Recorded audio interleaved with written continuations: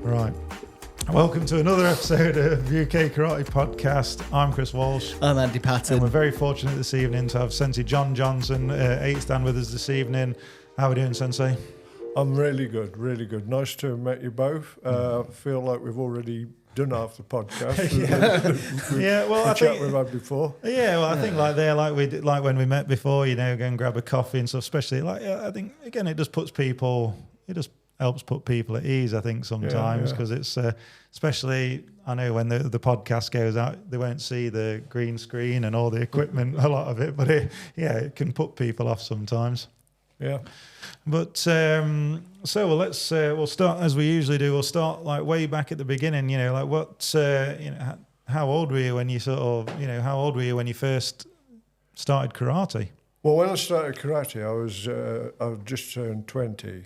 I'd done a little bit of martial arts in the way of I'd done a little bit of boxing, not very much because it hurt, and I did a little bit of judo. Not very much of that because that hurts. I just turned 20 when I started karate. And with the judo and the judo and the boxing, was that just something that you fancied giving a go, or was like your parents sort of saying, let's? Yeah, no, it's just something that I just went along and just gave it a little bit of a try and everything. And I was doing a lot of other stuff at the time, you know, sport-wise. I swam for Coventry Juniors, played water polo for Coventry as a teenager, but I played a lot of rugby as well. Yeah. That's rugby football, for those that don't know what I'm talking about. That was... I had loads of interests in other sports at the time. So, you know, as a kid, you just try these things out. Yeah, I mean, like they're looking at thinking like, you know, boxing, judo, rugby, swimming, you know, really, I mean, like a few of the other guests that we've had on, when you sort of think like, you know, back then, I mean, even I felt like as like when I was growing up, it didn't feel like there was that many sports, you know, to get into. It was always like everyone was doing football. There was rugby, but I had a look at that and I was like, I don't like that. That looked like a bit like you said with the judo and the box, that looked like it hurt. But yeah, I think like even like nowadays, I think if when kids come to the dojo, even if they say it's not for them, you know, I think there's that much variety of either martial arts or other sports, things that they can get into. It's like long as they, you know, give it a try. If it's not for them, try something else. Hopefully, maybe something will stick. And was that the case, like with karate, with yourself, that you tried these things and then, you know, at 20, sort of like? Well, again, I was influenced, like a lot of people, with the Bruce Lee era. You know, just wanted to get into that sort of thing. It was ego-driven, most probably, and that, you know, you wanted to be the best, you wanted to come out on top, you wanted to look good and all the rest of it. I can always, you know, I had the afro and everything then, so I could always, you know, I was too busy looking good. So like this, like, so you'd seen Bruce Lee, and was it really, would you say it was like the flashy moves and obviously things that Bruce Lee was coming out with, or it was the idea of that you to be able to handle yourself and that type of thing? Well, it wasn't just Bruce Lee. I was previously influenced. You didn't see very much in the way of sort of karate martial arts in film and television then. It was James Coburn in Our Man Flint. Right, yeah. Oh, okay. Yeah, coming out and chopping people on the neck and then falling down and things like you thought, oh, that's pretty good. And I'll tell you, Frank Sinatra really, really put a seed there. He did the Manchurian Candidate. Oh, right, yeah. Yes, well, I don't think I've ever seen the original. I saw the one with Denzel Washington. Yeah, well, this is original. Right. You need to watch it. Okay, yeah, and you get a snippet of Heian Godan in it. Right. Okay. Yeah. Yeah, he did an X block and that, and takes and throws the guy and that. And I thought, where's that come from? That looked interesting. Oh, so that sort of planted a seed, and then of course the kung fu films came out. You know, ridiculous, really. The one-armed boxer jumping around on one finger and things like that. But you know, was David? I know, like when my old fellow was in, he was saying with like David. Is it David Carradine? David Carradine. Yeah, I know this was before, before that came out. Yeah. So did you have a club? Was there a club close to you, or did you have some friends that went that sort of suggested like the dojo that you eventually sort of like went to? I had two friends which. We all decided we wanted to go and do it. And we went round and we looked at most likely 3 or 4 clubs, Kung Fu Club, run by Charlie Chan. All right. Okay. All right. You wouldn't know who Charlie Chan is, but there was a program called Charlie Chan. Right, okay. Okay. So, right. So was his name actually Charlie Chan, or was he just playing? Was he playing on that name then? I don't know. He was quite good actually. You know, he was quite good, but it didn't quite gel with me. You know, when I looked at it, and, there was a couple of Waterloo clubs that we went to see, but then. One of the guys knew a guy that knew a guy and said, you have to go along and try, have a look at this one. And that was when I started with Rick Jackson. I went along and he'd just come back from Japan. He'd only been back 2 weeks. And he had this sort of aura about him and mysticism that you sort of conjured up in your mind from that. And yeah. I wanted to do it. It looked physically how I felt. Yeah. If you know what I mean. No, I can get with that. Yeah. Okay. And you know, like saying like that, or like because I get that. I sort of get this. Again, I've never met Rick Jackson Sensei, but for speaking to the people that have either know him or have trained with him, you know, again, especially if he's just come back from Japan. And knowing people that either live in Japan or train in Japan, it seems I've always found if someone's been and trained out there for some time, I don't know. I think there's just something about when they come back, like there is a little bit something about. I don't know. Like it could be. It could be just something. That's just in my mind? But I just feel like they carry themselves a bit different. Yeah. Well, I mean. The Japanese character is it rubs off on people, and that. I mean, I remember Dave Hazard coming back from Japan, and that and speaking with a Japanese accent. It was really irritating at the time. Hope he doesn't listen to this, but yeah, you know, like it does really influence them in their thinking and everything. Yeah, because the Japanese are. You know, that their whole history and that is so much different from ours. And that. So it does have a major influence on people. So obviously, like what going to train Rick Jackson's dojo, you know, at 20, was it quite intimidating, sort of like, or were you like? I mean, it was a really strong club, and that. Kumite was vicious. Yeah, and that they had the Japanese mindset that if you didn't block, you get smacked in the teeth. And you know, without an exaggeration, we had blood every session. Mm-hmm. Somebody got their nose or lip split, or you know. But again, as someone, I mean, obviously you coming through those times, and I sort of remember those times a little bit. Again, I was quite young when that was starting to maybe phase out a little bit.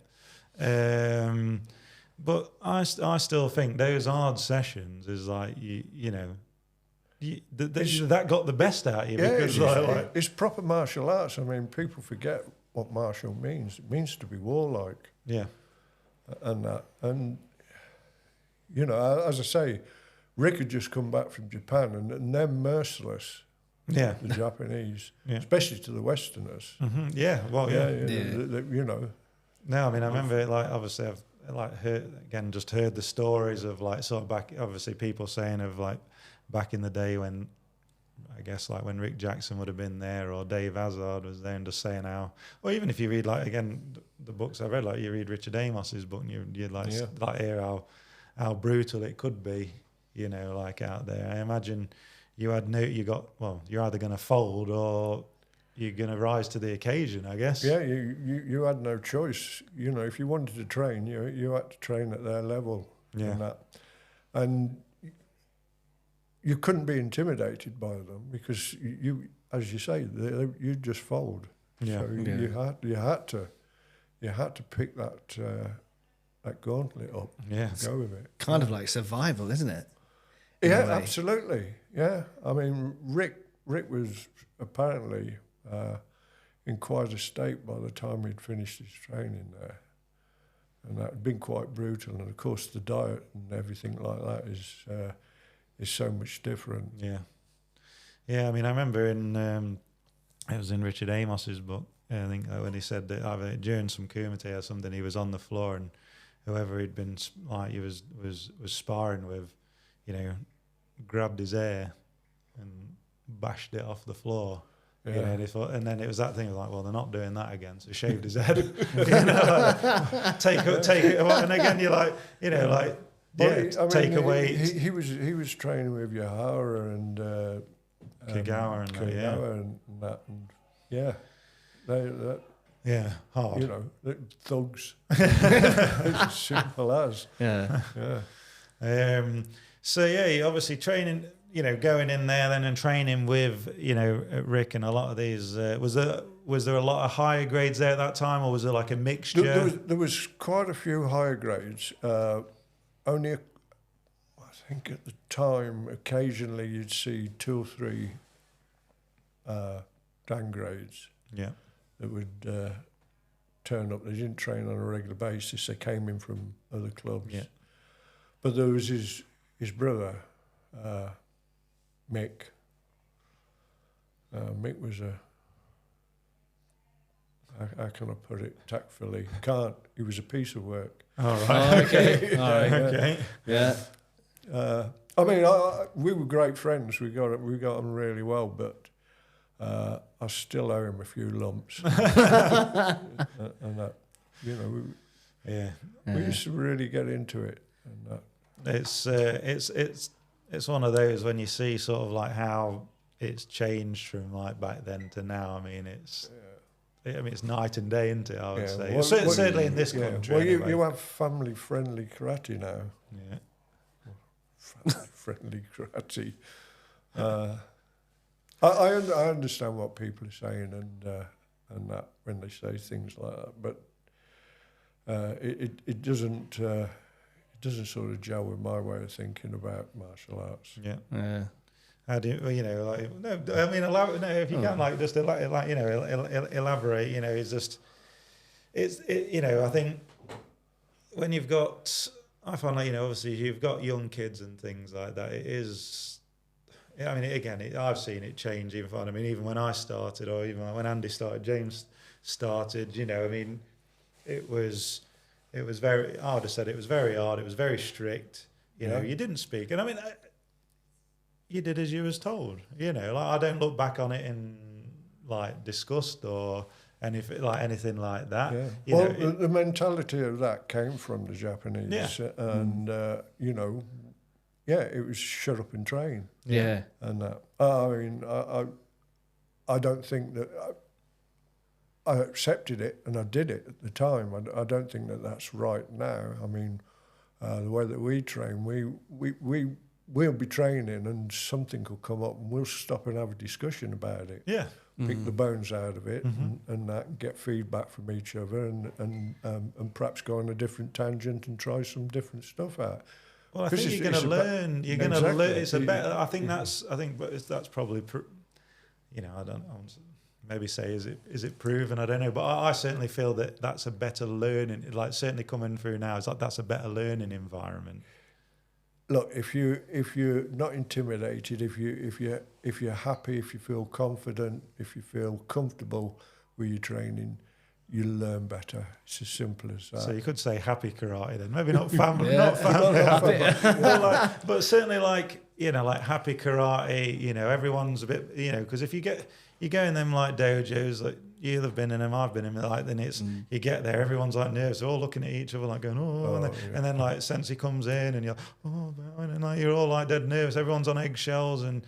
I don't know, you're trying to train and you can see Sensei looking at you, whatever, and then you like go to pieces because you're like, oh my God, he's looking at me. Like, it's just not, I don't know, it's just, it doesn't seem like a cohesive, like, place to learn. No, and it depends on what you want out of your karate. If you want to learn the intricacies and develop and make it progressive, then you need that sort of vehicle where you can do that. I mean, our training sessions are very robust, and that we always say that we don't injure each other, but we hurt each other. Yeah. Because we're learning a martial arts. We're learning, and I don't teach self-defense. I teach karate. Yeah. And I believe that good karate can equate to self-defense, but I don't teach self-defense per se. Yeah. And that, but if you don't get conditioned to that sort of environment, you're never going to be able to stand in the street and But you need to know. You do need to know, like if you're getting it in the body, getting it wherever, getting hit in the face, wherever it may be. You need to know what it feels like. Yeah, exactly. Because I've you'll have it like I've been in environments and I'm sure where you've trained and you thought I'm not really feeling very threatened here, or you're not. Then again, you're not. I don't think you're not really learning in that environment. Then you're like you were saying, like in that club where if you didn't move or if you didn't get out of the way, you got hit. Yeah. So, and again, then you start to learn because you're like, I just got hit in the mouth. Yeah. I don't like that. And that was the old school stuff. And that was, Ippon Kumite, 1-step sparring, 5-step sparring. 5-step sparring was vicious. People say that they don't understand it, they don't appreciate it, they don't think it teaches you anything. Well, they should have come and trained with us. They'd have been taught a lesson one way or another. I mean, I don't do it now. But every now and again, we'll go, right, we'll do 1-step sparring. And the way that we do it, it's terrifying. But again, like that, again, you can do it like, you're teaching kids, right, step back, gidambara, announce your attack. But trying to get that, I think, yes, adults may be a bit different. Kids, I think you're just trying to get them from point A to point B a lot of the time. Yeah, but it also it helps again with that psychological conditioning and that you're standing in front of somebody that's going to step forward and smack you. Yeah, You've got to deal with your own thoughts. I mean, I mean, the amount of times I've seen it in the past, and it's. I don't know, little Timmy, little Jane, whoever, you've done sparring and you're telling them like, right, they're going to step forward. You're going to step back and block. If you don't do it, you're going to get hit, and then lo and behold. Yeah, tears and... whoever it is has been tears and parents. And tears and parents. And then it's... But I always wonder, is like, okay, well, they've come to karate and you think like, what were you expecting? And would you also, if they'd gone to boxing or if they'd gone, I don't know, to judo or whatever it may be, would they have had the same conversation with the coach, the instructor, whatever, and said, "Oh, my son or daughter has been hit."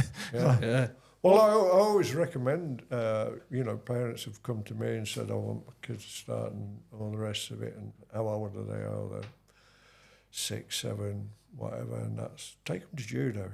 It's a far better grounding for them than what we do, and that it toughens them up. Yeah. It's hands on. They get used to the rough and tumble and everything, and that. And if they can survive that, then perhaps bring them along when they're a little bit older. Do you think judo? Because I've always looked at judo as again we were talking. I know is it unknown that's done? It would be Rob Manning. I think did some judo. I think because I'm sure I remember him. I think we were talking. I'm sure it was one Central Regions. I think he was struggling. I don't know. He was having a bit of a tussle with Greg Egerty. I think. And I think he about ripped Greg's gi off him. He tried to like get a throw in there, and I think Greg's gi near enough coming off. But I always looked at judo as thinking like that looks like it really goes well with karate. Like as a it can. I mean, I taught karate at Neil Adams' dojo for 11 years.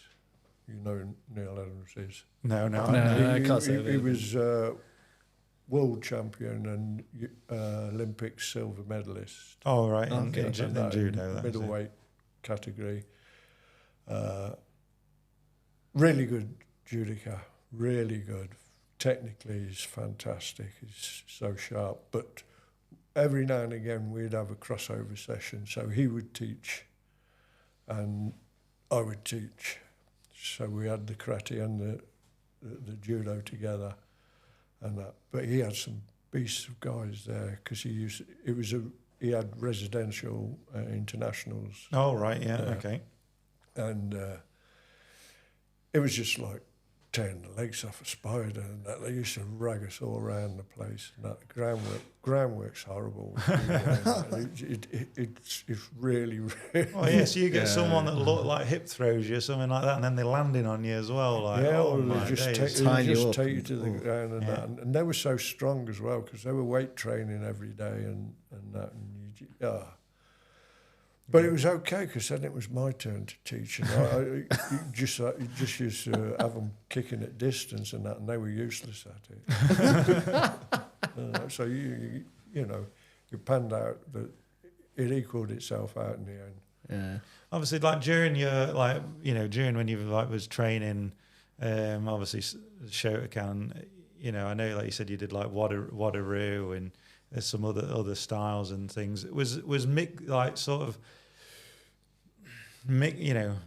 mixing some different styles or mixing the training. Do you feel like that sort of helped you along the way, or just with your Shotokan training? Well, shortly after starting Shotokan, Mick Jackson used to go to a Wadaroo club, and he said, "Oh, you should come along to it."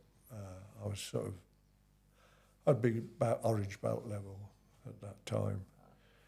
And I went along there and they took me to pieces.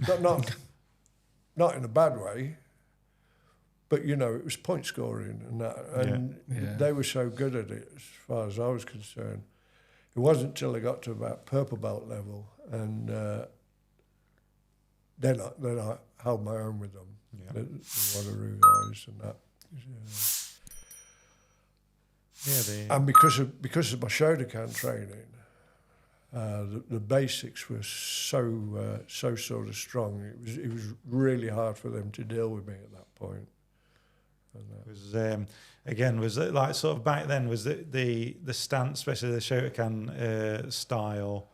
Where the stance is quite long, like obviously long, very long, deep. Yeah. And you was expected to hold them. You'd get to the end of a kata and you held that move and that. And, the instructor, Rick or whoever it was at the time, would be up the far end with the brown belts talking and finishing off a longer kata like Basai Dai and that. And you stood in the stance for a quarter of an hour and that, waiting for the Yame. God, but you just did it. No. And everybody did it. Everybody. Yeah. You didn't fidget. Yeah. Or anything like that. No. If you did, I can remember. Like I was saying, we'll have Bob Rhodes on the podcast in April, but I always feel like it sounds like we're ragging on him only because I was saying that he used to be our resident grading examiner, but if you didn't dare not stay in stance, he'd sweep you. Yeah, absolutely. Yeah, he'd have just swept the legs off you if you didn't stay in stance. It's like You know, legs going like mad, like staying in stance. Yeah, there was an underlying bullying culture.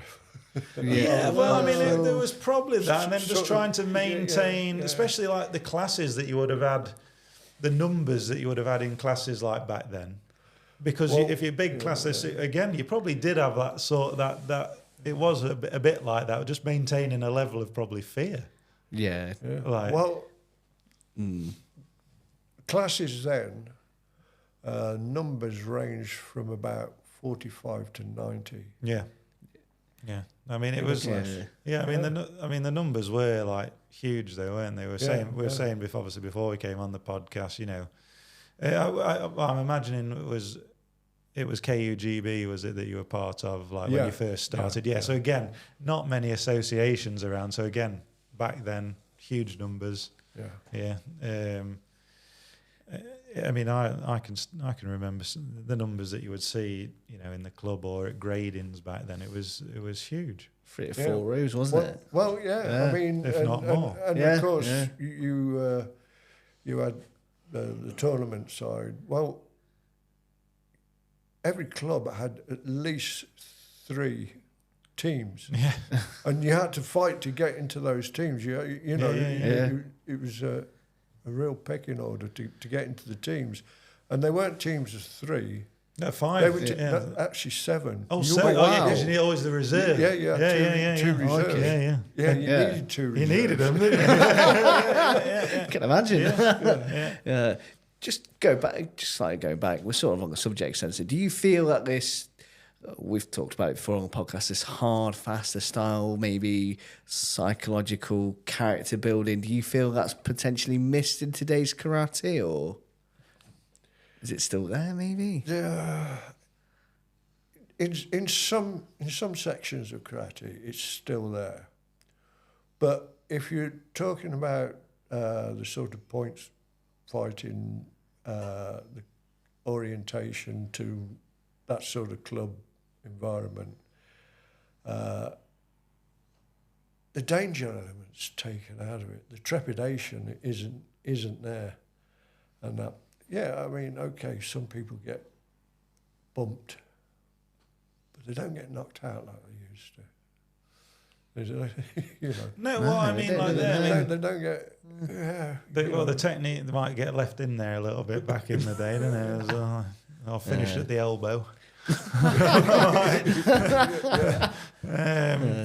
But I mean, it's like we had this discussion with Matt, you know, with Sensei Matt Price, and you know, he was saying he was quite an advocate for like the mitts and things like that coming in, but I never really liked the mitts. I even even now, James's brother, like Sean, he did this tournament just recently called like the 5K contest. And their mitts were pretty big, like not massive, but I mean the padding that goes over the knuckles. I mean, you were talking like an inch worth of padding or so. It was pretty big, you know. And you'd thought, well, you know, he come out with a few lumps and bumps, didn't he? Gosh. And I was like, how's their mitts cause that level of damage? But I just think that now, because you've got that. People are sticking even more in because you're trying to make them. And you haven't got that sensitivity either. Yeah. I mean, I think that the mitts give a false sense of security to a certain extent, especially the leg. Yeah, I'm not. Again, I'm not. I mean, mitts on hands. I mean, like when I was competing, or even the mitts I still use now, they were like some Hirota ones. I'm not just like trying to plug them or anything, but the padding was very like quite.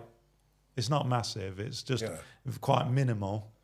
Opposed to like the ones you see now, and then especially the tournaments if they're making you like wear like feet and shin like pads. I'd rather not even like when I was doing. I think I did it once. I was like, I'd rather not. Like I was like, what's that all about? Well, I mean, it's gone from no protection whatsoever. We never wore gum shields. And that. I'll be honest, I put a box on once and it caught me in the wrong place and I never wore it again. Yeah. No, But you were supposed to wear a box, but gum shields, I hated gum shields. Well, I remember we never wore shin guards and mitts.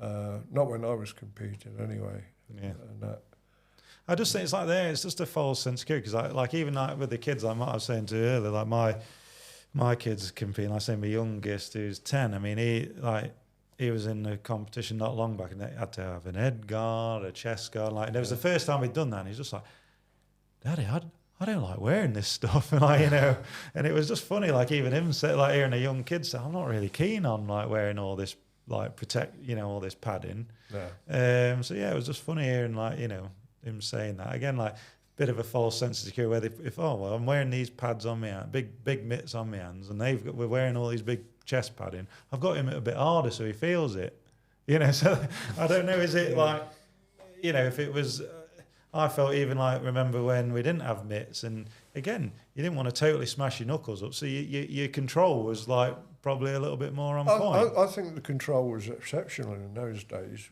considering that the numbers that you had in tournaments. Yeah, there was very few serious injuries, very few. Yeah, and that okay, even with mitts on, you can still get a split lip and flattened nose and things like that. But it was pretty good. The control was pretty good because you work towards that. Whereas if you've got mitts on, you don't necessarily work towards the control. No, well, even like now, I mean, like if you, like with the mitts on, you catch someone in the nose or something like that. It depends who you've got, because this was always like a bugbear of mine, is that you catch someone in the nose, and it could be someone that is prone to like their nose bleeding. Yeah. Draws blood, that's it. Yeah. Done. That's but me done. I mean, fight over. They even advocate that it's got to be a certain distance away and that, so that there's no touch contact. I can't. Such and how can you calculate that if you've got something stuck in front of you? Yeah. I don't really see it myself. No. So I mean, the other thing is that a lot of people train without any impact training. Yeah. So you can't sort of, if you see, when you do impact training, you can register how hard you're hitting. Yeah. You can register the amount of contact that you're getting and all the rest of it. Well, again, you're training yourself, aren't you? If you're tensing up because you're like punching Chudan or something like that, you're training yourself to take it as well, aren't you? Yeah. And again, that's the thing. Like now, I think like with either teaching kids, like, mate, touch, you'll be all right. Like tense yourself up. You're going to be fine. Don't worry. It's just, I think it's just changed so much, and trying to find that right balance, I think, with the younger ones these days is difficult. Yeah. Well, you haven't got that balance. If you're always training with protection on, you'll never find the balance because you don't know the difference. But I bet you'll remember as well that you'll be paired up with someone, and like I say, just for example, you're like punching or kicking Chudan, and like you're bang back and forth, getting stuck in, and then like, they've just slipped one in there. All right, they get another one here. Right, it's my turn in a minute, But you had that, and that sort of kept it regulated as well. Because if you took a liberty, it's there, go in a minute. Oh yeah. You used to get people that did take liberties and that, and it would work itself out. I'm going into detail. But the club regulated itself there, because if you had someone taking liberties in there, like you say, which it would happen. Yeah. Well, someone would rise to the occasion just to sort of say, hey, "Hang on a minute, mate, just like ease that down a bit." Yeah. Because if not, Rick and Mick would say to me, he needs to be pulled back into line, putting it delicately. But it wasn't, I don't think that was looked on as like a malice thing or someone being, I don't know, like evil about it. I guess that was just fun.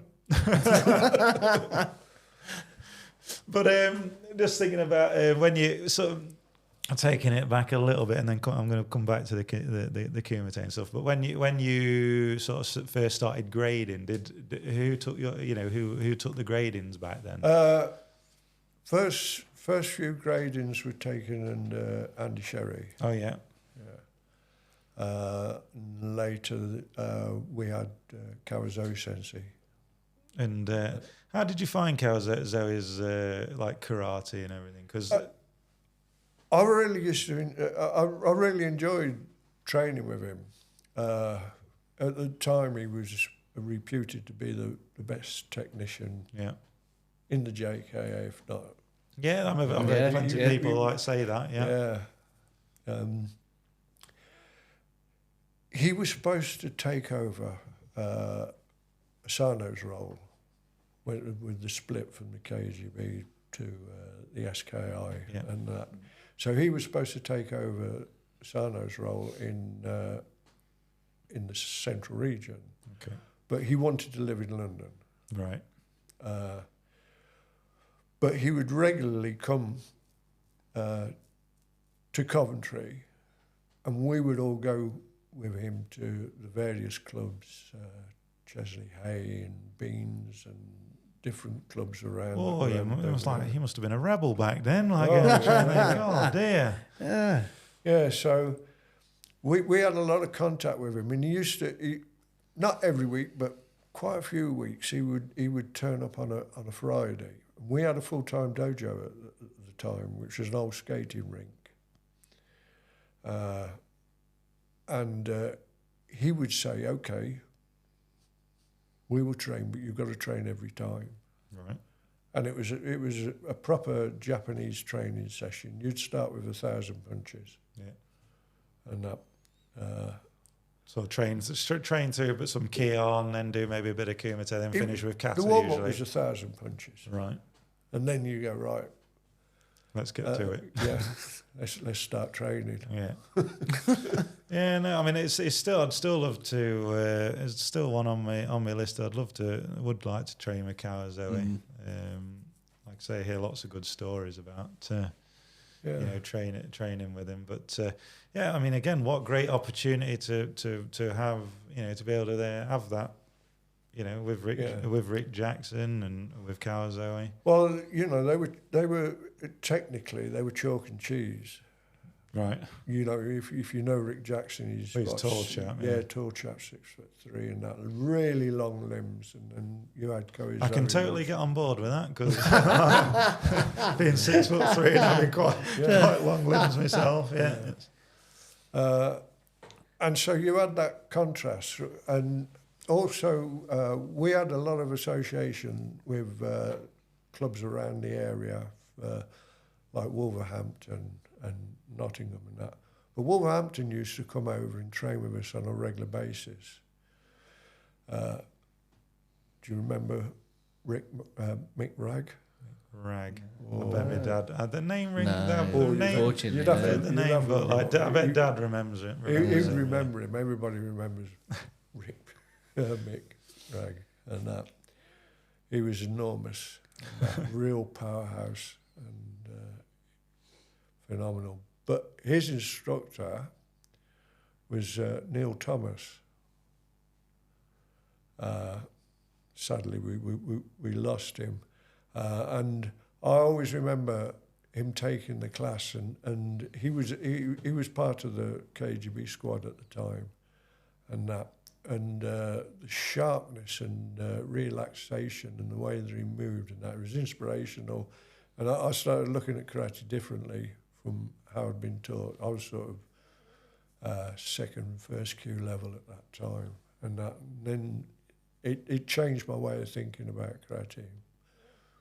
Well, just because of seeing how relaxed he moved, and just how like yeah, and you saw. I mean, we were really, really lucky. As I say, we had a full-time dojo, which was quite big because it was an old rolling skating rink, and they used to have regular international squad sessions there. Oh, nice. So you was allowed, we were just fodder. You was allowed, because we had a training session beforehand, and then you could stay on for the squad training, and you'd get picked out and that. And I mean, the squad then, you Dave Hazard, Mick Dewey, Steve Cattle, Bob Rhodes, Terry O'Neill, Bob Poynton, and that. The list went on and on. Just a few titans of karate there. Exactly, and that. So, you know, I mean, and then they go, right, okay, warm up freestyle and that, just randori and everything. And we didn't know these people. Yeah. We got to know them. Yeah. Not in a good way. Who's that that just smacked me in the mouth? Oh, it's Dave Hazard. Still owe him one. You know, as you say, they were titans of karate and that. And, yeah, and like I imagine, like obviously at the time, like you say, like, oh, who are these guys, you know? But then, like you say, you look back now and think, oh, what an opportunity! Even like for myself, well, what an opportunity that is, like that you've got to, you know, to be in the mix like with those guys. Yeah, I remember fighting this white belt and that Glenn Hassel. Right. Again, he was, and I was thinking, I'm lucky here, I've got this white belt, and he just took me to pieces. And, you know, because he was a full international. He was living abroad at the time and came back. And he just had a white belt on. I thought it was a white belt. It was a black belt. It was that old trick. That well worn. It was that well worn. Yeah. So, like, obviously, when getting in the mix with a lot of this kumite and stuff, and then had you started competing sort of, you know, like at central regions and national levels, like at that point, or, you know, what was the sort of catalyst, you know, if not like, what was the catalyst to start competing? Did you just see the kumite and doing the kumite thinking, yeah, I want to try myself, I want to have a go at, like, you know, competition? Yeah, I was always a bit, as an individual competitor, I wasn't that bothered. I always competed. As a team member, I don't think I ever lost a team fight. Yeah. Drew quite a few, but I can't remember, I mean, I might be wrong, but I can't remember ever losing a team fight. And that, because it was so important. Yeah. Well, you've got your teammates there, and you're all like, you're trying to the camaraderie and that. And if you remember, I used to play rugby. It was a team sport, so I had that mentality. You don't let the team down, and that. Did you have a like a number in the team that you always was, or did it change? Like? No, I was nearly always number 2. Right. Okay. And that. Don't know why. It always worked out that way. And that, because if number 1 lost, I was supposed to pick that point up. No pressure. Yeah. Well, it's funny, like, you know, obviously, like a lot of people like was telling me, says, oh yeah, John Johnson, he was an handful, like when he was, you know, back in the day with the kumite, and I just look at that. That's like a nice compliment, really, to sound like that must be a nice compliment, really, for, you know, people remember you like that in that way. But did you try out? You know, were you on the squad? I went to the Red Triangle several times to try out for the squad, and we did have a B team, which you know, an England B team, which I fought on a couple of occasions. Yeah. And there was a Central Region Squad. Yes. Oh yeah. I remember. I mean, the Central Region Squad. There must. I remember Dean saying about this, as you know, like that must have been a. We had a couple of English British champions. We had 3 world champions in it. Right. Oh wow. And we was coached by Frank Brennan. Yeah. You know. So yeah, it was That quite was good company to be in. Yeah. Yeah. There was some phenomenal fighters in it and that. And of course, it raised your game.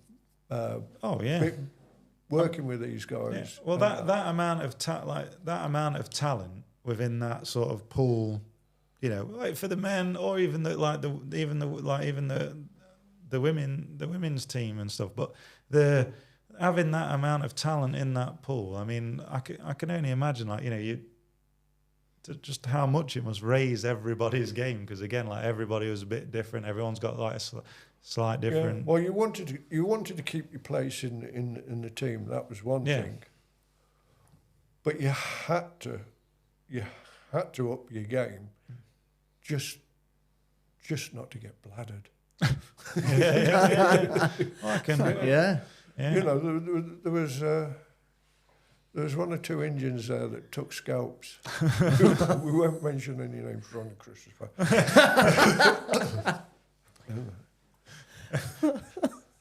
Yeah, I mean, like, again, like when Dean was on, he says, like, you know, you just look down the line and say, like you say, you'd see, all these names, all these names we mentioned today, and God, I can only imagine, like, the nerves everybody used to have, like, I would go into them sessions, because you just must think, well, I'm gonna get clipped at some point. Yeah. I mean, the sort of regime that we had training, say Frank Brennan took us and that, and his reputation as a coach, depending on our standard. I mean, we won most of the regional championships. Yeah. As obviously with Coventry having a team and that, I say rivalries, but was there any, like, you know, was the teams that you seem to, you know, come up against more often, or ones that you thought, "Oh, this is going to be a tough day at the office"? I would say there was 5 major teams. There was Coventry, Birmingham, and Cyril Cummins, his sort of crowd. Yeah. You had Ronnie Cannings, Ronnie Christopher, and there was several others. Nottingham was always a strong club. Leicester was a strong club. Dean was from that. And Glenn Curtis and Wolverhampton. Yeah. Wolverhampton had a really strong team. You didn't want to draw Wolverhampton because they had Mick Ragg in it. Right. You'll have to look him up. Definitely.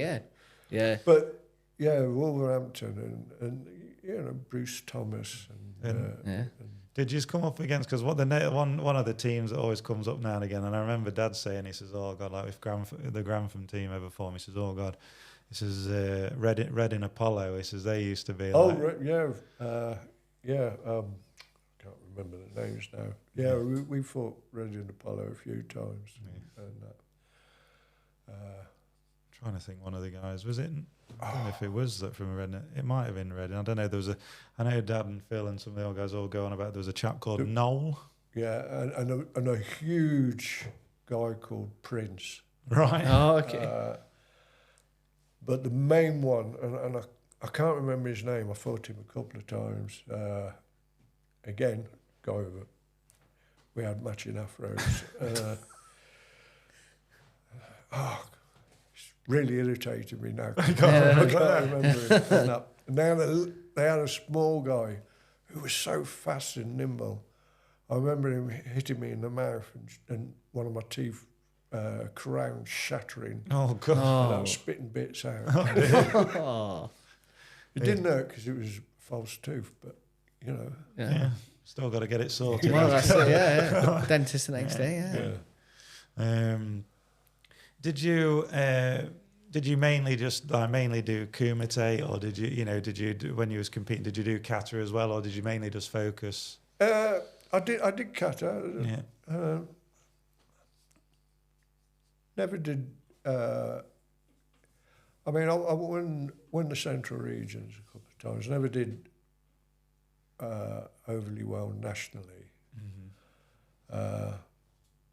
But I won kata in the Central Regions a couple of times, which was okay. I think more than okay. I think more than okay. It's an achievement. The achievement of that, especially the time frame. What you're talking about when, like we were saying before, we started recording. The sheer numbers that used to be there at the Centrals, let alone the Nationals. Yeah. Later, I did the Veterans, and I thought it was quite funny at the time because I won it, and I heard two people that were also competing in it complaining that they thought the age limit was too low. So what was the age limit for the Veterans? Well, it was 35. Oh wow! But I think at that time I was about 52. I thought, wow, that's nice. yeah. I mean, I remember, because I had a go. I got talked into having a go in the Veterans last year after swearing I was definitely done with it. But I think with the HTK, I mean, there's the Veterans. I think even quite a lot of them now. I mean, it's usually about 39 to 40 years old. And I'm like, how's that the Veterans? But it is, and that's what it is. But I know some other associations, I think they've even got it at 30 to 35, as the Veterans as well. Yeah.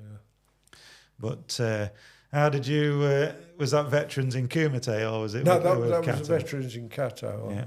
And that.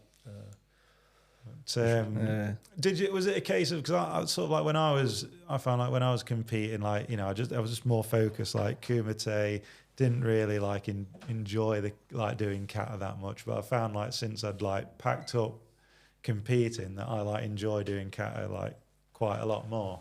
I enjoy kata as a training vehicle, and also to inform me about my karate and everything. I didn't like competing it because it's terrifying. Yeah. And that, but I did it, and I made other people do it for that reason. Yeah.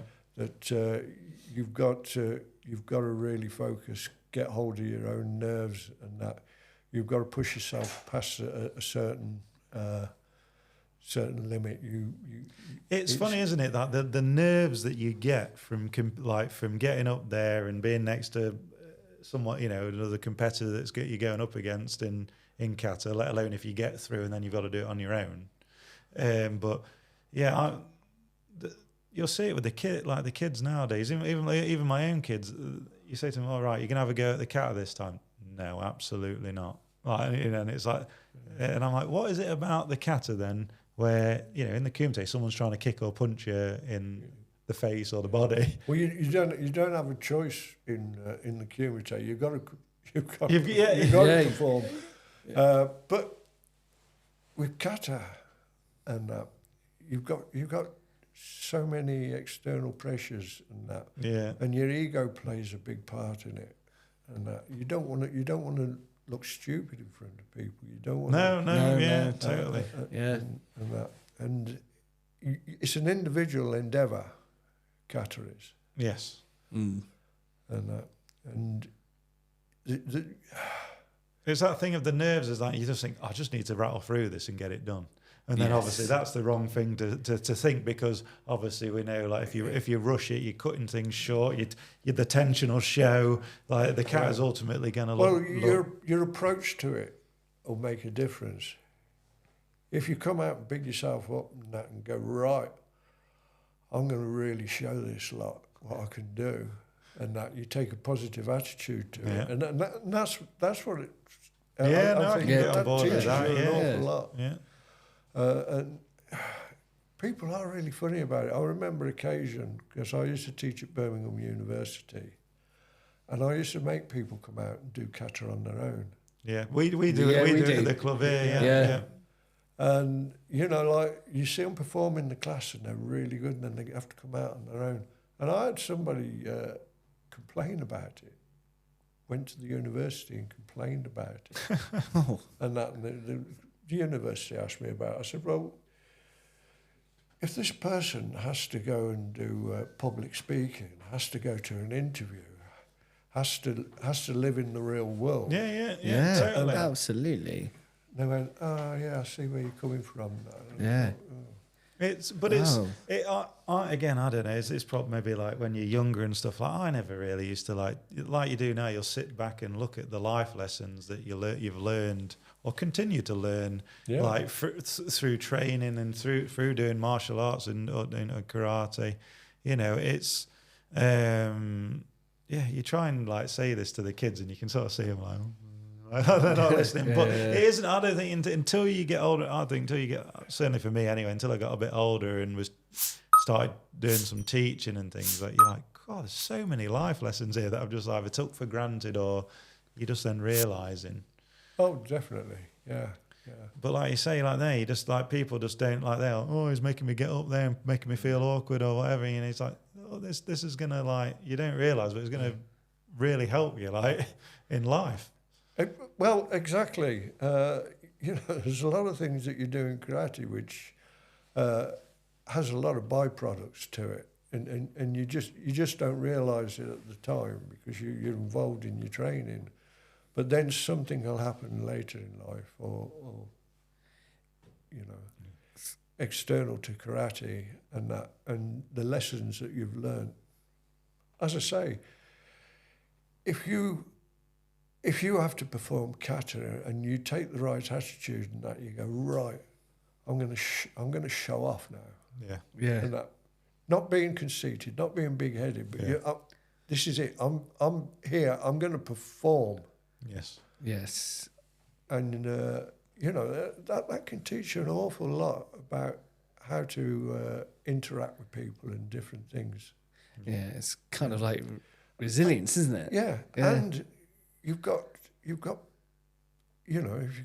as I say, I don't teach self-defense, but if you've got a confrontational situation, if you stood up in front of a crowd of hundreds of people and performed, you could stand in front of somebody and hold your own.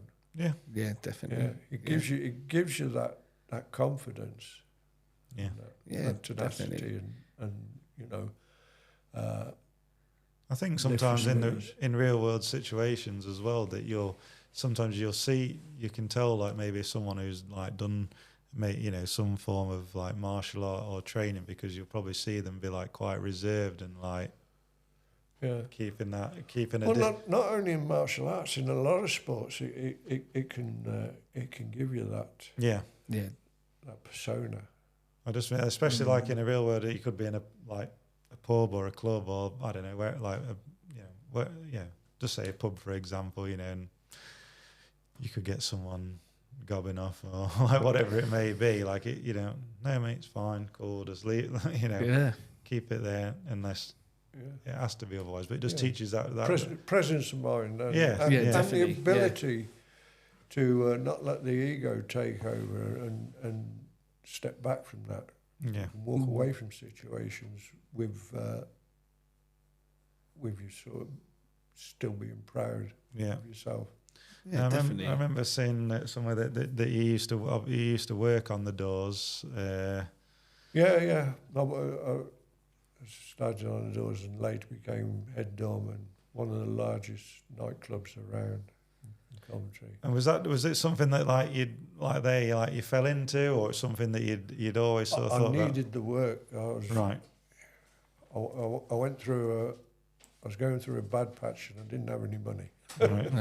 And they opened this club and they were looking for door staff, and I was taken on. I knew the guys that were at the time that were running the door. They were all ex-boxers and that. You must have seen a few things then in your time, like on the doors. Yeah, I'd tell you about them, but I'd have to kill you. But no, I mean, did you feel like obviously doing the karate and stuff gave you that a good confidence, being working the doors? Possibly initially overconfident. Right. You thought I could handle myself within the karate club environment and that, and thought, okay, it's a different kettle of fish. When you're arguing with a drunk person at 3 a.m. or whatever it might be, yeah.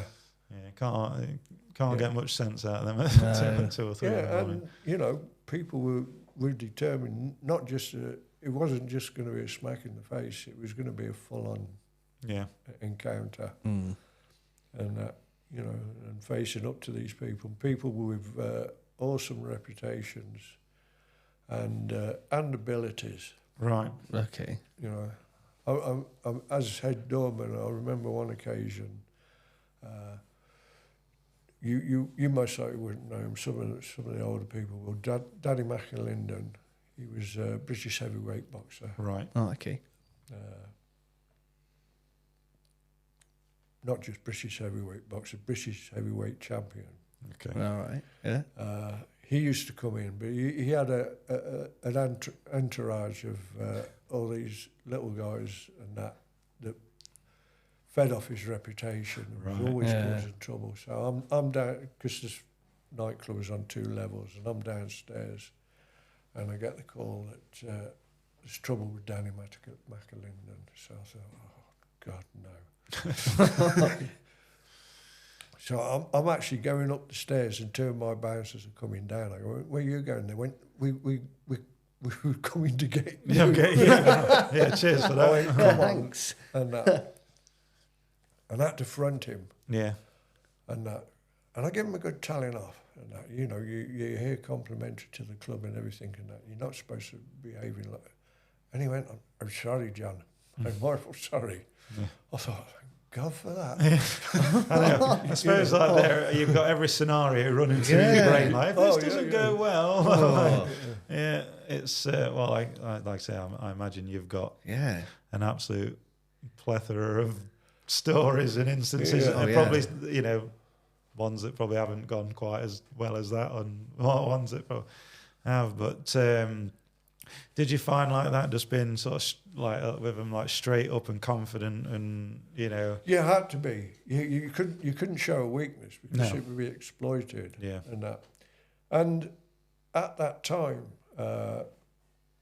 Coventry was the most violent city in Europe per capita. Really? Oh wow! For several years, you know.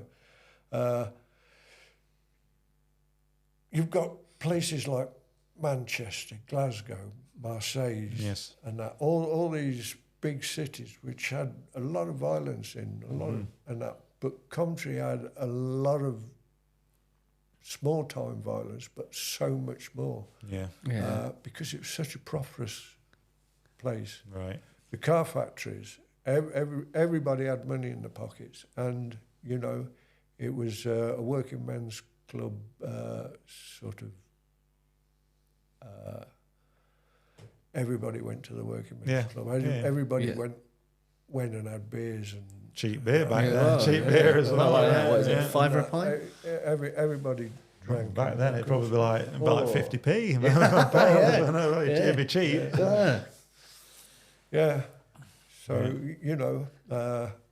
Not always the best to mix, like obviously. Especially when like obviously too much. And because of the car factories, you had a lot of people from outside of Coventry which came in, you know, from up north, from Scotland, from Ireland, and that they came looking for work, and so you had sort of in the council areas it was segregated. That side of the council estate was Scottish, and that side was Irish, and it was. Interesting times. It was very interesting times, and we won't even go into the aspect of colour. Well, yeah, and that, which affected me. Yes, because I've got a tan.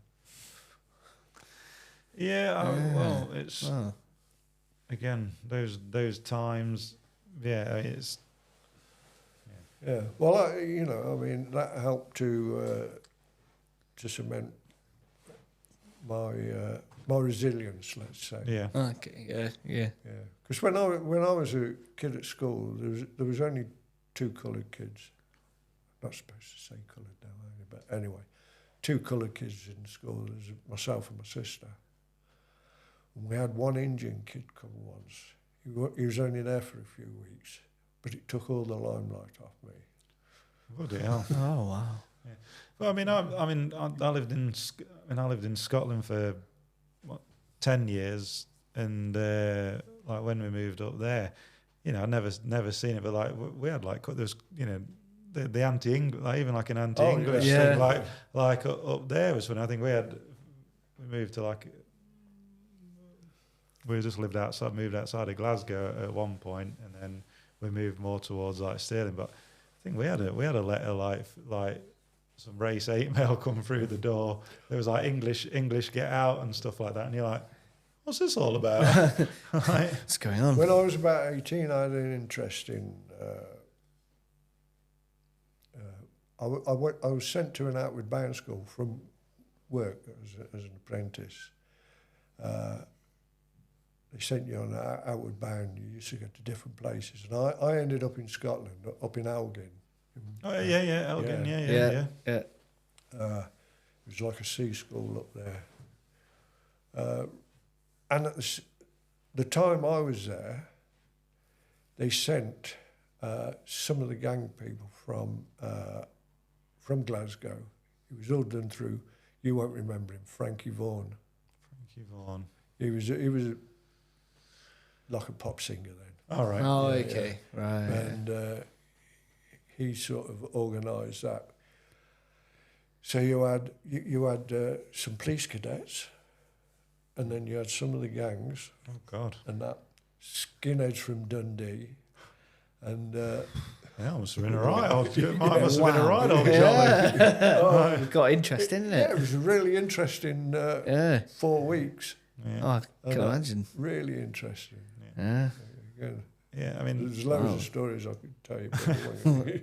Well, I mean, I remember moving from Newark, like up there. So you know, you think like moving from a small market town to like just outside of Glasgow. It's like say to start off with near Clydebank, and then moving more over towards like Stirling. But you know, I remember like things like knife crime was. I imagine obviously like from Coventry, you like saying it was that. I imagine that back when you was doing the doors, was that like quite a thing then? Because like up in Glasgow, like mainly in Glasgow when you first moved up there, but Scotland as a whole was going through like a right thing. I'd have been like 12, 13. It was like, oh, there's been a stabbing here, there's been a stabbing there. They were having knife amnesties and things like that, and you know, I'd never heard the like of it. You know, sort of like coming from a small market town. When I was doing the doors, you didn't get a lot of knife crime, weapons as such. Glassings, yeah, because you know it was or something that was just there, it was just there. But people didn't tend to carry knives as such. Later on, as sort of when I was finishing up, when I stopped working the doors, that's. Knives started to come in, especially like Stanleys and stuff like that. Yeah. To come in. I only had 2 encounters with knives. I mean, I got glassed a few times, and I was very lucky. Got away without losing my sight and different things. But I had 2 encounters with knives, and that, and. Never straight on confrontation. I always dealt with it by stealth. Yeah, sneaked up on them. Yeah. What sort of led to the you know, like you like not doing the doors like anymore? Did you just sort of like become tired of it, or? Yeah, it just seemed like it was the right time to start leaving things. Yeah. You know, my personal life had changed and different things. It was just the right time to get out of it. Yeah. And I was glad I did, really. But like all this time, you was like working the doors. You was always training, and you didn't like no breaks from training or anything like that. No, always carried on through. When you obviously, I was just trying to think. I didn't ask you that when you was training, when you was your first Q and everything, did you take your black belt at Crystal Palace like most people would have done like back then? I failed it the first time. I took it in Manchester. All right. Was that with Inoida Sensei or? Yeah. And where did I? No, I passed it in Manchester. I'm just trying to think where I've failed it the first time. I can't remember. And what? Really can't. It might have been at Crystal Palace. But obviously, like failing it that first time, did that? You know, again, some people, again, it's that test for yourself, your character, isn't it? That, Yeah. like, you know, you'll see some people, you know, like, you know, and but did you just say like, right, digging in, I'll get it next, you know, get it next time? Yeah, it just spurs you on to up the ante, you know, focus more on your training and that. I remember I'm failing my third dan. I'm kata only. Yeah. Told to come back in 3 months and that. And I actually took nearly a year out to work on kata, which paid dividends because that's when I started winning kata competitions. Right. Okay. And that. I was going to say, sort of like to be told like 3 months, really. 3 months isn't that long, is it? Usually, No, it flies. We usually like we'd be told like something like, you know, like 6 months time, you could probably try again. I think they was being kind to me because I actually, Kumite was, I didn't do so bad. I drew Terry O'Neill as one of my opponents. Lovely. Oh, wow. Yeah. He'd just come back from the States filming Conan or something like that. Yeah. I remember him kicking me on the top of the head with a category and that. And was he trying to do an axe kick on you? He did do an axe kick on me. Wow. And that, I thought my spine came out my backside. Yeah, like God, I mean, the amount of stories I've heard about Terry's like axe kicks and that. But then he did a shirigiri and I moved into it and he hit me straight in the thigh. And then this was after 3 hours up at the Red Triangle, 3 hours of training, then fight-offs for the team place for the international squad, and I got Terry, and then you graded.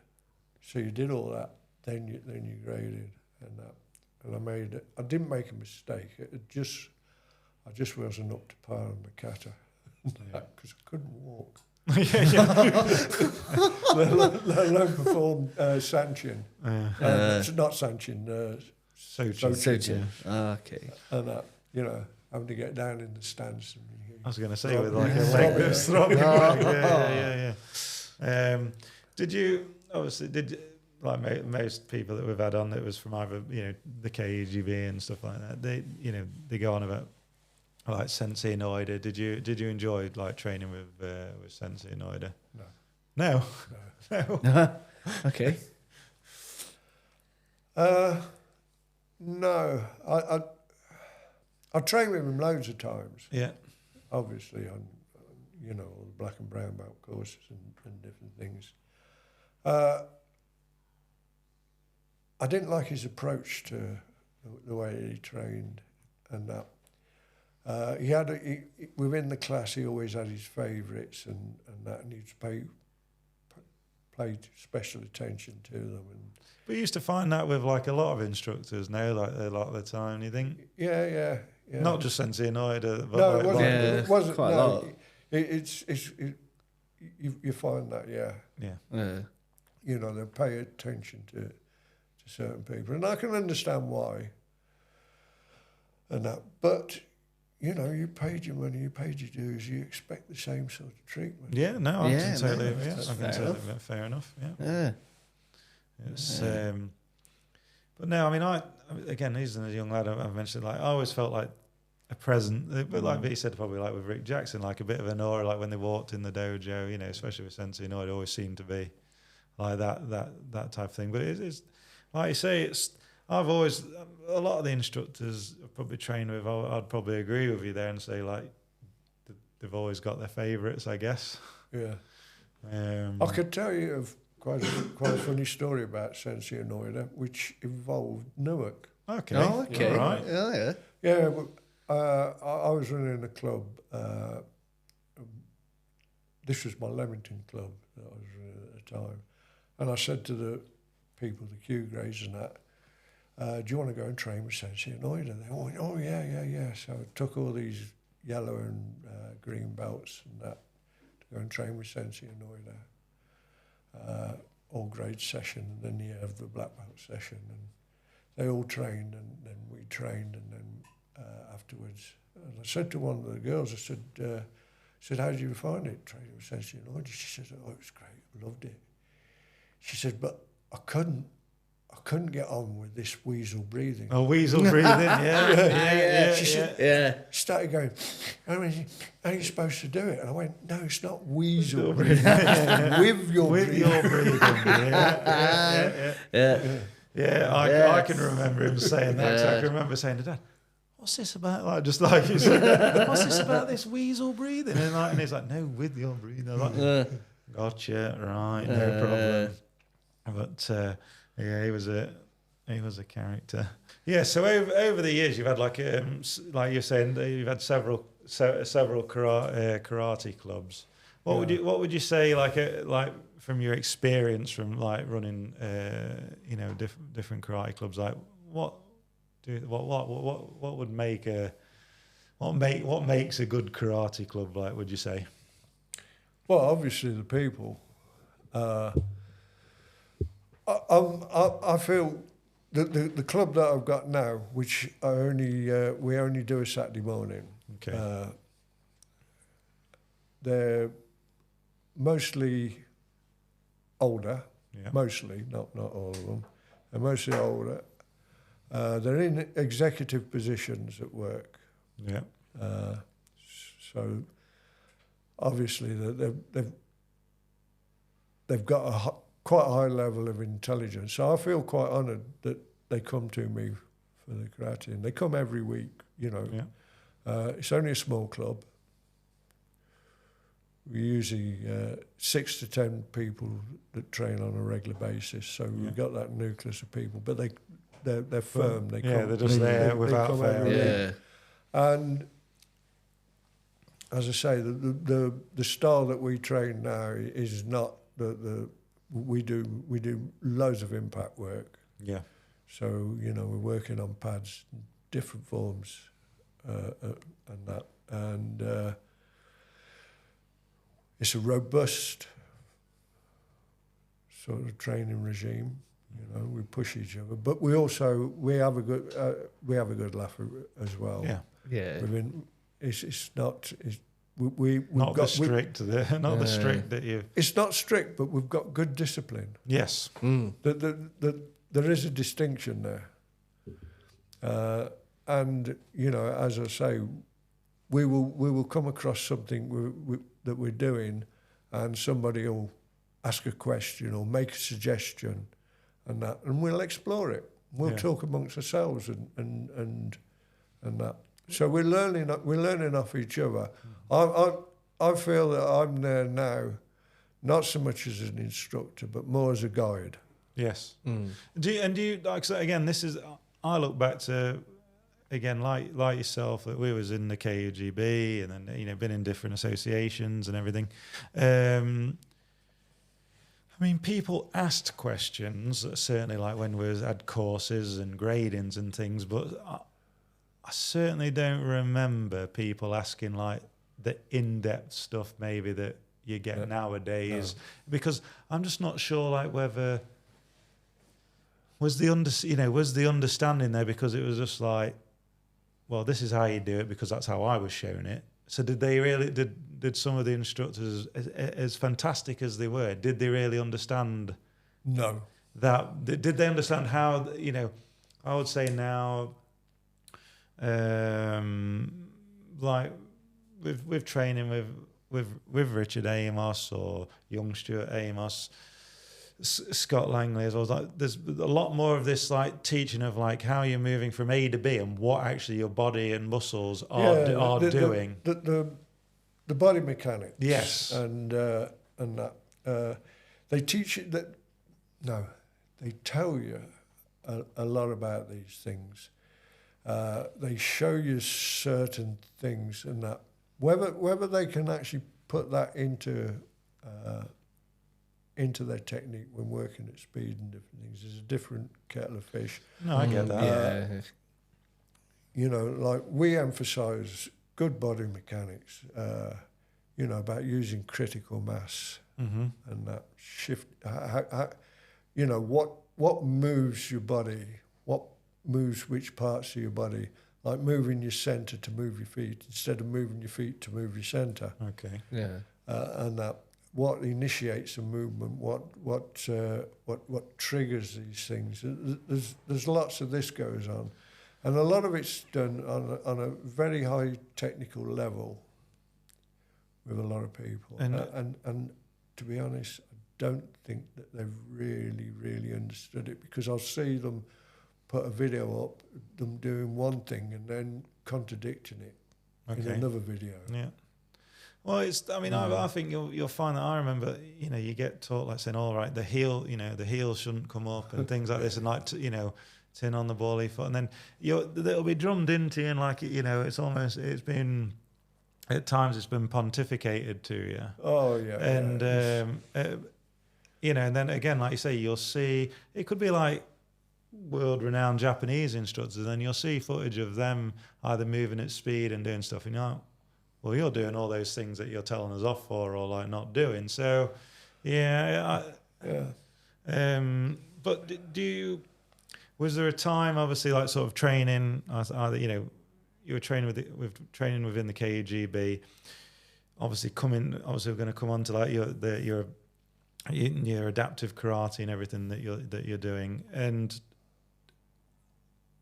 what was the sort of changing point, either in the way was it like in your life or in your training, or the way that you were thinking, that you just thought, do you know what, this sort of training that I'm doing at the minute is not really for me?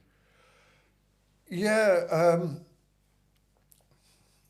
I would say when I got to brown belt level, I really started looking at one or two different things, and as I mentioned Neil Thomas. Seeing the way that he moved and that, which triggered me to question the way that we've been training. And I train with one or two other clubs, not on a regular basis, but you know, periodically. And then later, I started doing some work with a guy called Speedy Atchell Mitchell. He was a British middleweight boxer. We used to get together during the day, 4 days a week. I did that for at least 12 months with him. Him and Deb Barrett, who was currently British middleweight world champion kickboxer. Right. And that. We did a lot of, we used to warm up with skipping. So you used to skip for 3/4 of an hour as a warm-up. Oh, wow. And that. Well, you must have been nice and loose and relaxed by that. Yeah. We did it to music. Yeah. You know, especially Eye of the Tiger. And classic. Great warm-up song. And I had a Frankie Goes to Hollywood, and I had a back-to-back tape from them, and you know,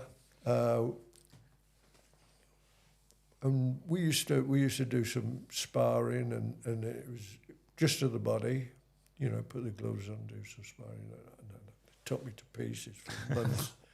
It took quite a while for me to break out of my karate habit. Because I used to keep stopping, because I went to sweep them and all different sorts of stuff. Yes. And I had to check myself and that. And I'd stop and they'd smack me. And that.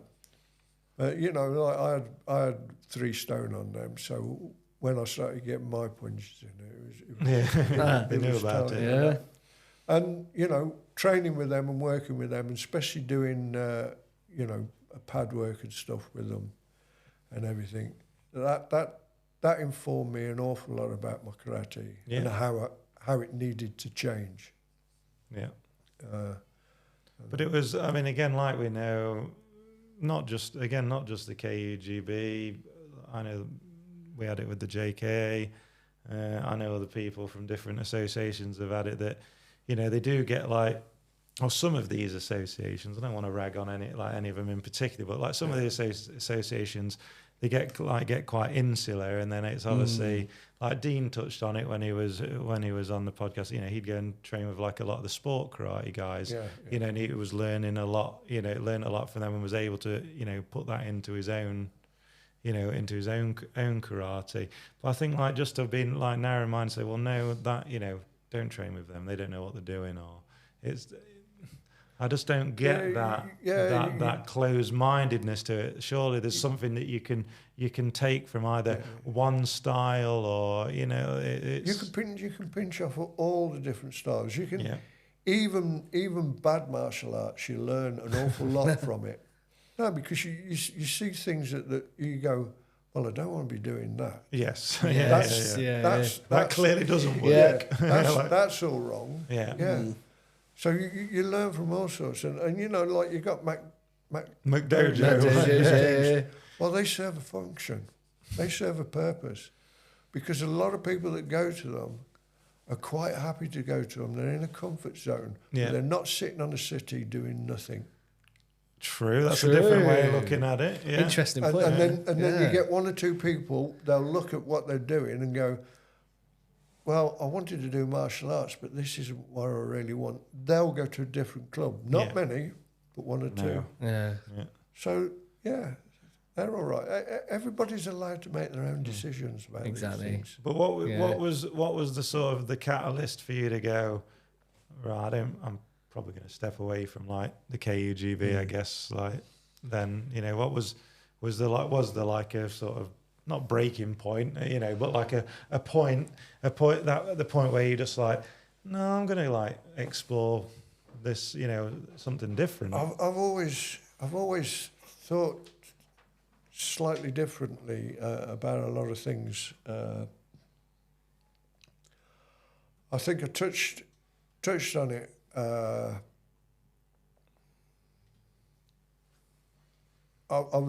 used to. Jeff Thompson was one of my students, and I was explaining to him that you can't do karate as self-defense, because we used to have these sort of discussions, and I said you have to adapt your karate,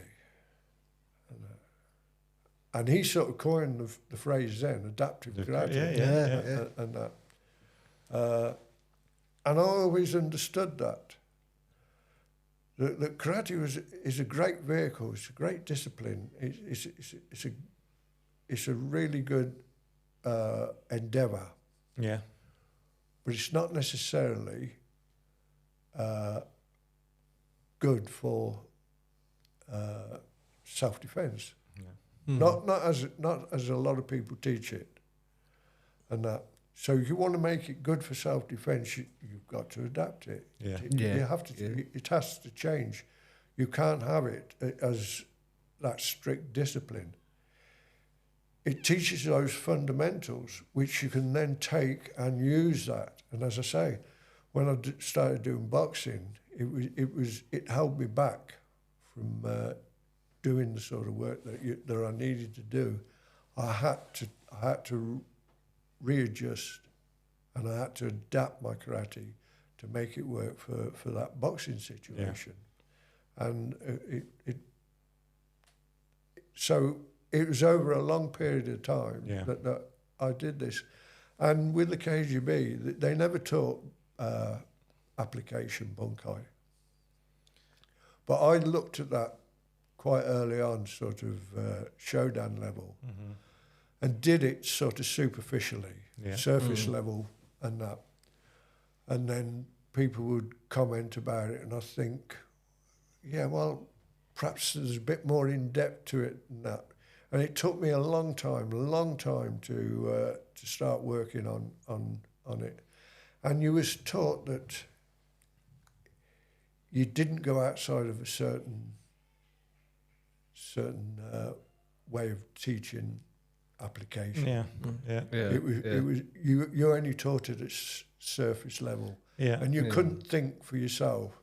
Yeah, Well, no, this is how you do it. yeah. That's that. Yeah, I could never accept that.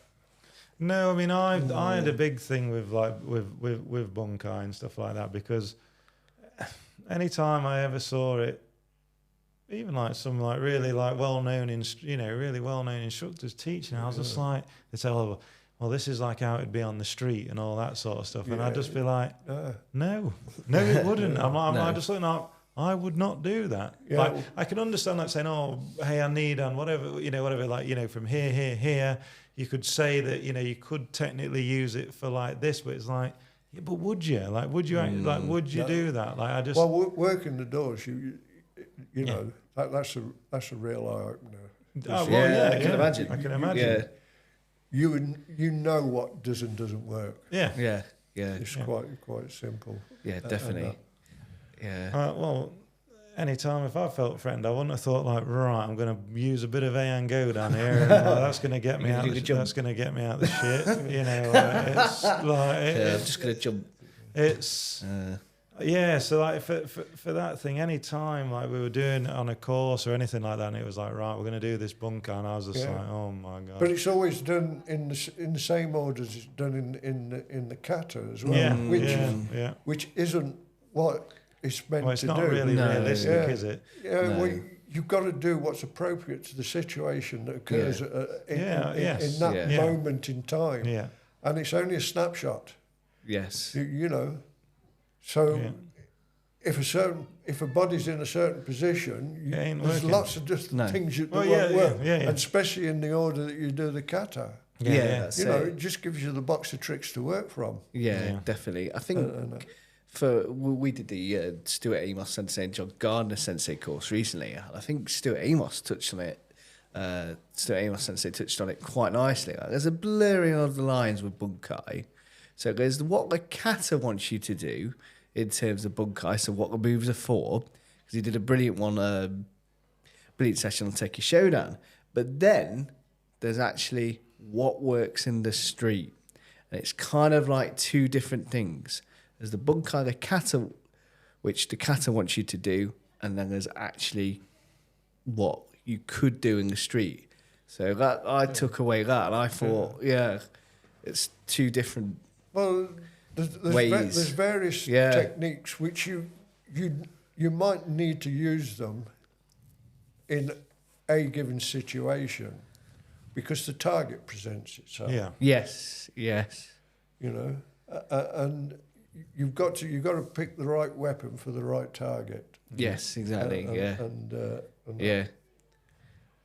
know, definitely. So, I mean, when I teach application, I don't teach necessarily a kata. No.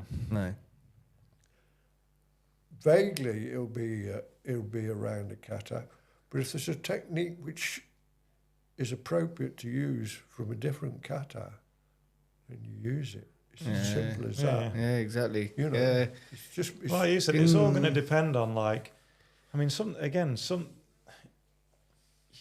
you can't overthink these things because that's with the doors.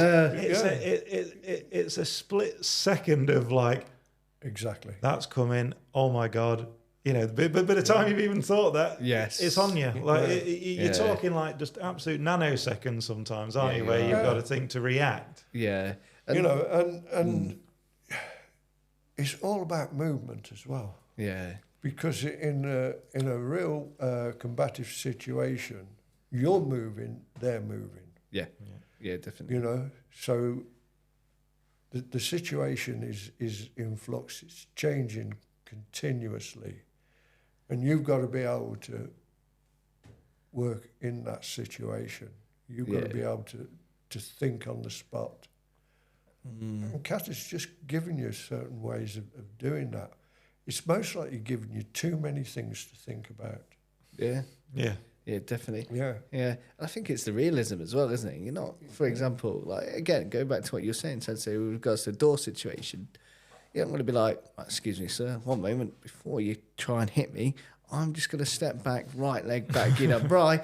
I'm going to go into front stance. I'm going to punch forward or Izuki. You know, it's realism, isn't it? Everybody thinks they'd like to be able to handle themselves in a situation like that, but they don't understand the psychology of it. No. And that you could be the world's best kata person, the world's best kumite person, and that.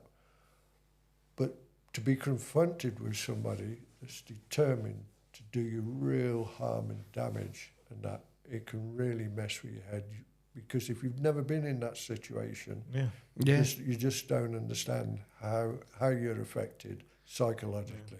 Yeah. Or if you do get, I don't know, it could be like you get struck again unexpectedly. I imagine that even that, like I say, if you've never been hit before, that shock, that shock of like, do I sit here and panic? Or am I reacting? It's happened to me a few times. The snipers come out and you get clocked from the side, and you think, and you know, your mind can go into flux at that time, and that unless you really train for it, and that you get clocked, and your mind's got to go, right, I've got to come straight back at that, because you can't afford to fold at that point, because.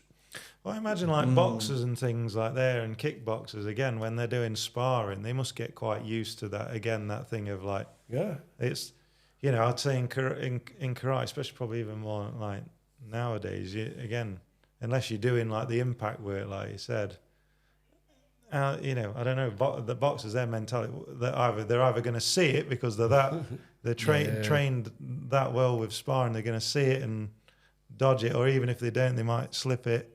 Or if they get hit, it's just going to be like, all right, got hit. You know, as in like it's not the big shock. Yeah, well, there's so many aspects to that. I mean, a lot of people don't train peripheral, which is what keys you for reaction and different things.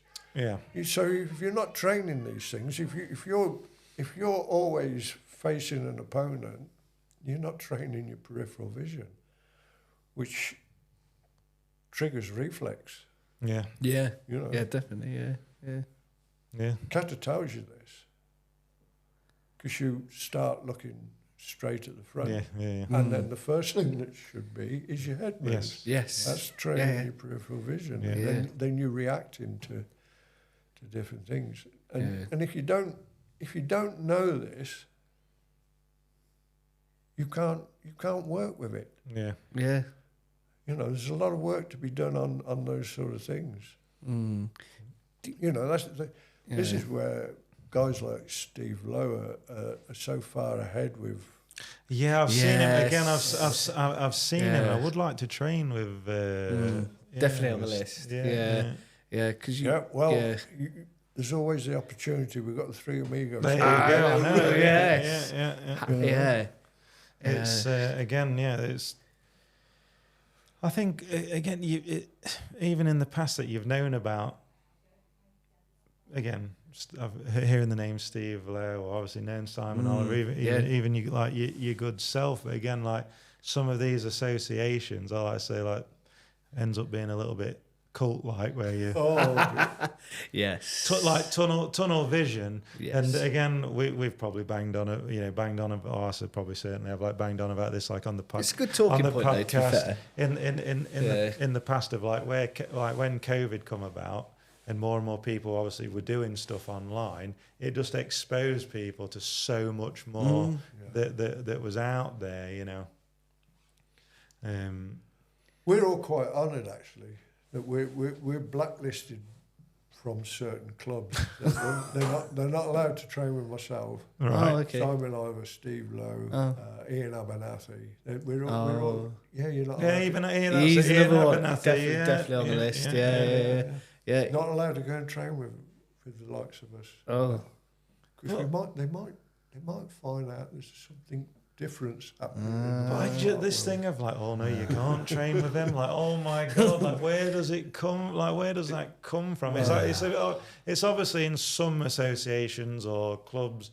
It's obviously like a protectionist Yes. It's a protectionist Yeah, thing. they're insecure about their own abilities. Yeah, definitely. And it shows them It up. does show them up.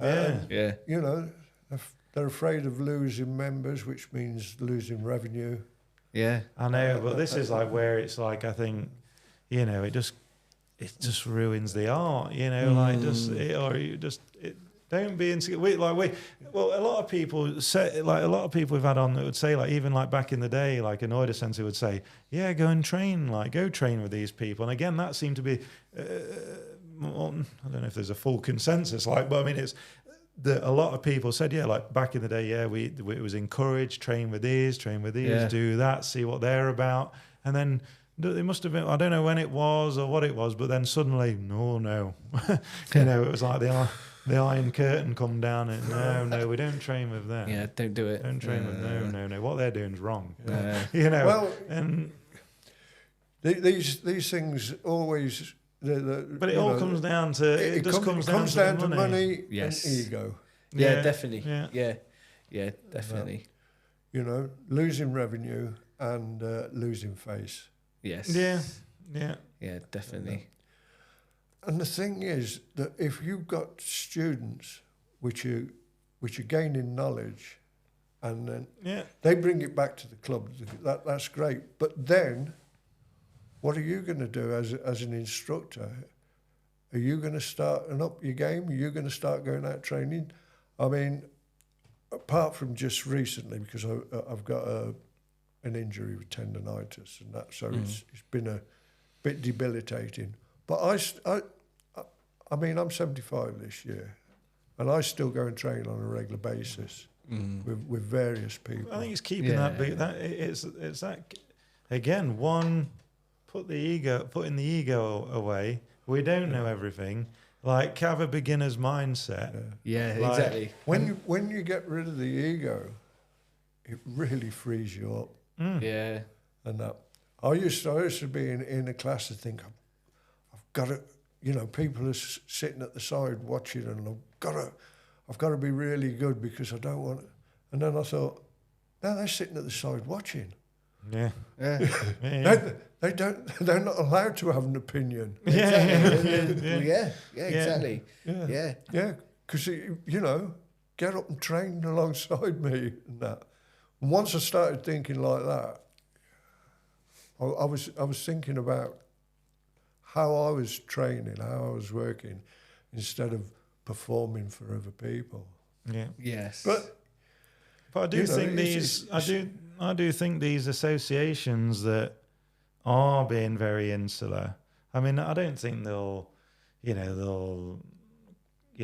crumble or anything. They'll always be there. But I think people will, that are either in those associations will eventually see there is the internet will do that alone. Like, well, I'd have liked to have thought so.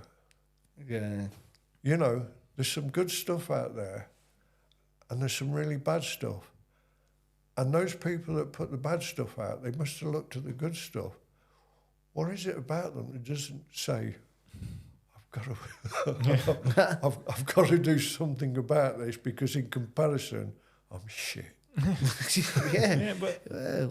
I don't know what you find. I always found, again, you'd got people higher graded and stuff, and then some of them tend to like slack off, and again, then they're just sat on the sort of on the sidelines or on the periphery and like just dictate, sort of like pontificating and dictating to you, and you're like, on these. It's almost committees. like not even that for me. It was just give them a trumpet and they'll blow it, won't they? You know.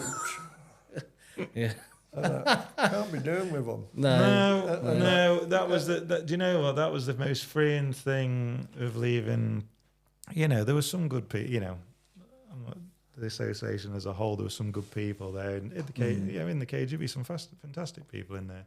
In the JK, again, likewise, lots of not good people. But it's this cult mindset. I just can't. And there's certain factors which come in, like Oh, pet hate of mine is most important. The Japanese do it an awful lot. Yeah. You know, most important. What is? Explain to me what is most important. Right. Give me, you know, why when I'm standing like a statue do you need to move my arm 3 millimeters? Yes. Yeah. Because we don't fight like that. Yeah. Yeah, exactly. But we're in continuous motion when we're fighting. You know, so you can't adjust a motion by 3 millimeters. No. I never. It's just it's like I don't know, like when if the classic one was if you were making shuto, and it's always this fist distance from the body and being so rigid with that, and then you'll see, you know, you'll look at some old books and things like that, and it's, you know, it was never I don't know, it was never here. It was like quite long and quite. Yeah, well, but you know, but like, what are we arguing about? I mean, it's if. Yes, I'm doing karate. It's a Japanese martial art. Yeah, but I'm 6'3". Yeah, but that's the Japanese side of it. Well, what about the Okinawan side? Right. Yeah. Okay. Yeah, they don't do that. Yeah. The Okinawans don't do that. They're not strict about their stances. Right. Okay. Oh, okay. You know, they're not strict about certain positioning as such. I always remember back. I think I was a teenager and I was watching a program about gymnastics, and it was about the Japanese, and they were called the Perfectionists, and they did a lot of innovative stuff with gymnastics, you know, the pommel horse and stuff like that back in the day, and that because they were so, you know, so perfectionist about what they were doing. And it's the same mentality which they bring to the tea ceremony or the, you know, Aikido, and that they bring it to karate. Just the same. There's you know, everything has to be spot on. It's like Emberson in kata. Yeah. You have to finish in exactly the same spot as you started at. So it all has to be calculated out that you have to move in certain ways. Well, the Okinawans don't do that. The Okinawans finish where they finish. Yeah. Yeah. Yeah. No, but I could be on board with that. I could be Yeah, on board with that. it sounds good. Yeah. I mean, you know, so with your, you know, your adaptive karate style, do you have like a different grades or anything like that, or a syllabus in any way, or? No, we. I dropped having an exact syllabus years ago. Right. I think the sort of graded syllabus that most clubs have with big associations and everything, it detracts from progression. Combatively, you don't know what's coming round the corner. You should be able to give people a set of instructions within that moment, and they should be able to carry them out. Yeah. Yeah. Not one of my gradings over the last 10 years has been the same as the previous one. It's how you feel on the feel on the day. And comes up, and if I feel that people are underperforming in a certain area, we'll concentrate on that. Yeah. And it shouldn't be like a test where you get a series of questions and you're supposed to answer them perfectly. It shouldn't be like that. Because, you know, everybody's different. Yeah. Everybody performs different under different pressures. If somebody is limited in their ability, then you've got to look at that instead of making them or expecting them to come up to a certain standard. if they're limited in their ability but they're progressing, then they're doing really well. Yeah. Well, definitely. this is like what we saw when Andy come back to training after being pestered by probably myself. No, it was you. It was. Yeah, 100%. But it wasn't until seeing Andy in training, I can't remember if you even realised, but I mean, like, I remember looking at Andy and going, mate, is everything all right, like with your hips or anything? You know, like it was. I could note, and you could just tell that there was something not quite right. Yeah. And then obviously, I think you went and got checked out, and then realised then you've got a bone on bone situation going on with his hip. Yeah. And I remember when we're trying to get him ready for going for his Shodan, and on the time I says, look, get a doctor's. You've been to the doctors, you've got your notes. I says, like, well, look, we shouldn't have to, but let's on the day we'll just make them aware that they're gonna like I did. You're gonna see that there's something something is not going on quite right. So rather than them going, well, he's not performing that Kikomi to textbook, whatever. And it was the interesting thing, like when we first approached the subject, on the day, it was like, oh, we're not interested about that. Oh gosh, that was and a it was day, like, wasn't it? Well, and it was like, well, guys, he's not like. You need to be aware of it, because it isn't going to be how you want to see it. Yeah, exactly. Well, it's expecting everybody to work as a conglomerate lot. People are individuals. Yeah, they want this conveyor belt of same. I've got a guy, and he's a terrific puncher. For pound sort of punching, terrific puncher. He's got really bad hips. He can't kick. So we'll do Nijishio and that, and everybody's doing thrust kicks. He stamps. Yeah. What's the point of him practicing something which he'd never perform in reality? Yeah, exactly. Yeah. So but he could stamp on somebody's foot like nobody's business. Yeah. And that he can't do Mawashigeri, but he can do a fantastic crescent kick. Yeah. Exactly. Mikuzuki again. Yeah. And that he's resounding with it. If he's to kick you in the shins, it'd take you. Cripple you. So, Yeah. that's work on what you can do, not. But again, like where you've gone, like say the adaptive karate, you're adapting it to them. And it has a full, a double meaning. Yeah. That we adapt our karate as far as mainstream sort of karate goes. We adapt it so that it will work on a street level. Mm-hmm. Yeah, exactly. Yeah. But I also work with the disabled. Yes. Yeah. I was going to say, I'd seen online that you worked that you worked with the disabled. Yeah. How did you? Yeah. Was that something that you was asked to do, or you just started? How did that come about? I had a feeling years ago that, and these things don't come as a ready-made thing, and I thought, like. People with disabilities, how can you accommodate them? Yeah, exactly. Yeah, and I worked with one or two people, and it was never wholly successful as such. And then I got involved with an association which worked with a lot of them, and we did a lot of work with. Things like Erasmus and that. I was going to Sardinia and Spain and different places and that.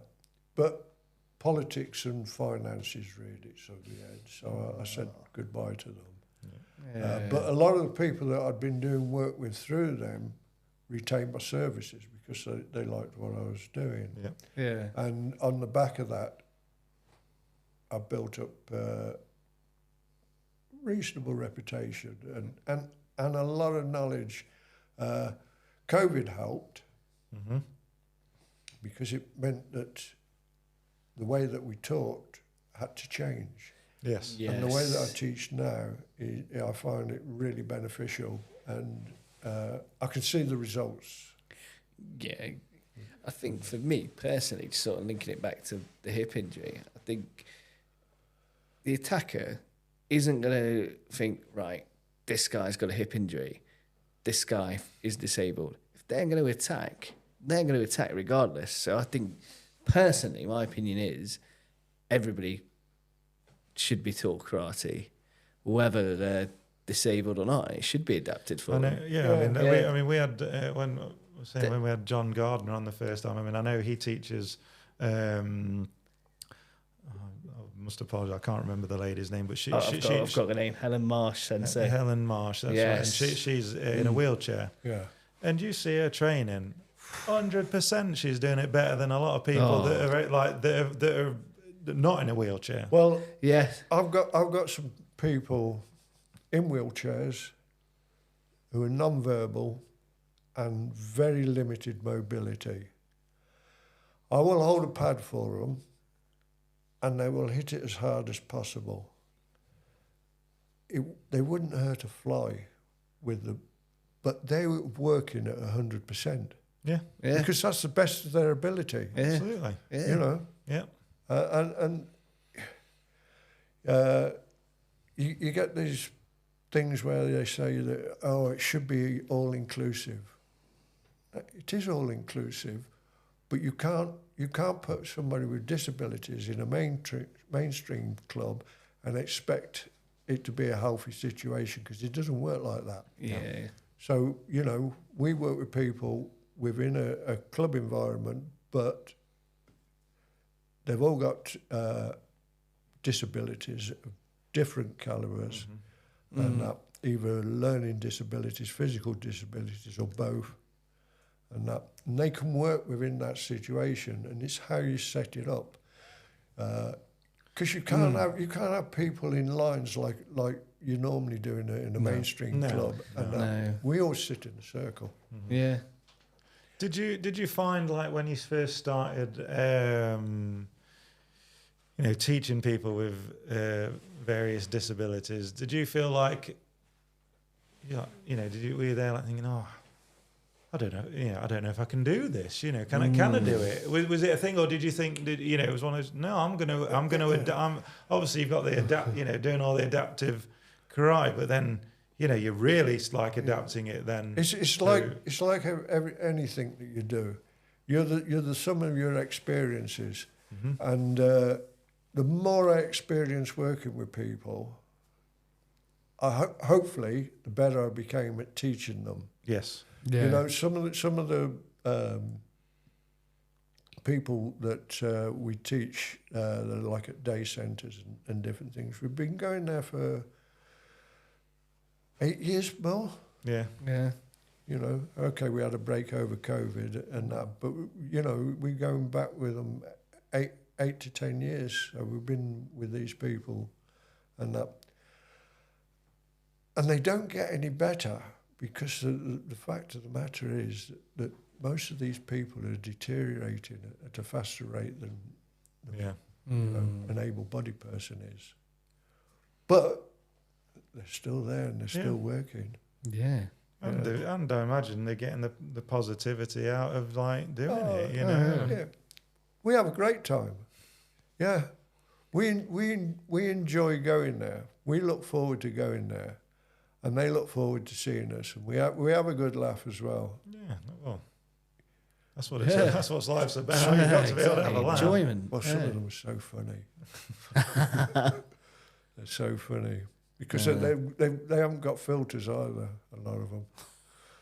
No, but that can be a good thing. That can be a good exactly. Yeah. So. Yeah, like didn't enjoy that. Oh, all right. We'll do that again. I'll make sure that keeps you on your toes, and make sure you sort of like change it, I guess, accordingly the next time. Yeah. But that's awesome to hear that that you're bringing karate to people that probably would have never. We don't do karate per se, because a lot of them can't retain things from one week to another. Everything we do with pad work, and that, because it's a tangible way for them to understand. If you get them in a line, stepping up and down, doing agiyuki, gyakuzuki, and that, they don't understand. They don't. Yeah, what is that? But if I go to hit them on the head, they can raise their arm and block it. Yeah. So it's not karate per se. It's a martial exercise. Yeah. And it's a martial exercise, or like martial mobility. Yes. Yeah, definitely. Yeah. So they engage physically and they engage mentally, and that. What else? What more could you ask for? You don't. But the thing is that if you can raise somebody's self-esteem, help their confidence a little bit. Yeah. And that, we sometimes have a group, and somebody will sit outside of the group, like everybody else has joined in. Somebody will sit outside the group, but they're watching, and they watch week in and week out. Yeah. And after a couple of months, they'll come and join in that group. Yeah. And that, and slowly they integrate, and that. And like you ask for a volunteer, they'd be the first up then. Yeah. And that, so that's just, they've lifted themselves a little bit. No, that's brilliant. Yeah, that's really good. That's fantastic that you're doing that. And on with your classes that you're saying that you've got your like your sort of industry professionals and stuff like that. Do you like when you're doing a grading with them, do you is it a strict, do you look at it as a strict test? Is it like very strict when you're doing it? No. Or it's... Well, they're all downgrades. Mm-hmm. I've only got one Q grade in my club, who was a father of two lads, which I had since they were quite little.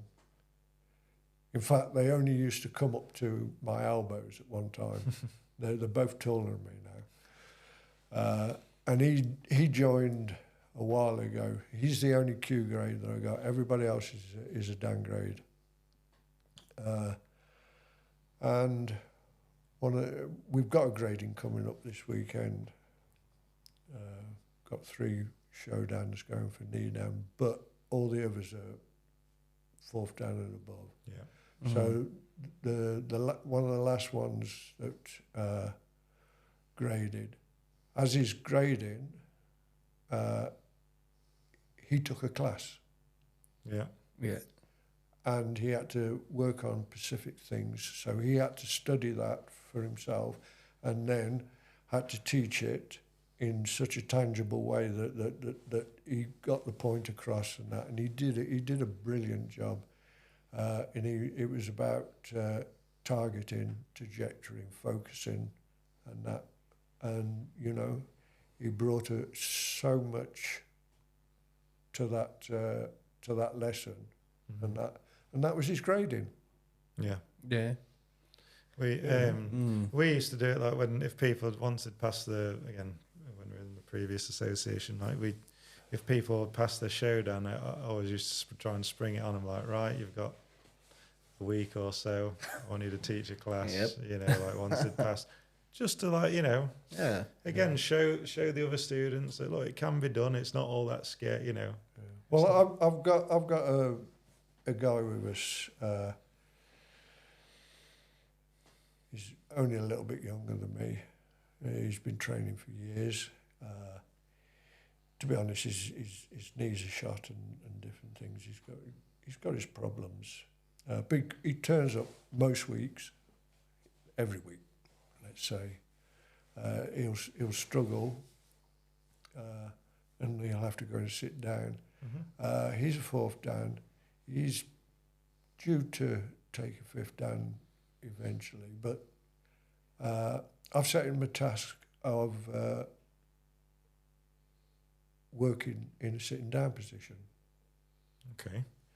So working kata, Yeah. sitting down, working kumite, sitting down, working your basics, sitting down, working from different scenarios, because that's. I can imagine, you know, if you, it'd be like you saying, Chris, like go and I want you to do like what you've just said. I'd be really questioning myself, like, right, Chris, I'm gonna have to do, like, you know, like they're thinking. Well, like, I've given him 6 to 12 months to work on it. Yeah. Okay. And that, and even said to him, you know, possibly we'll do a series of photographs and some write-ups and put it in a little pamphlet. Yeah. Yeah. And that, I like that. yeah. That's really good. Yeah. Yeah.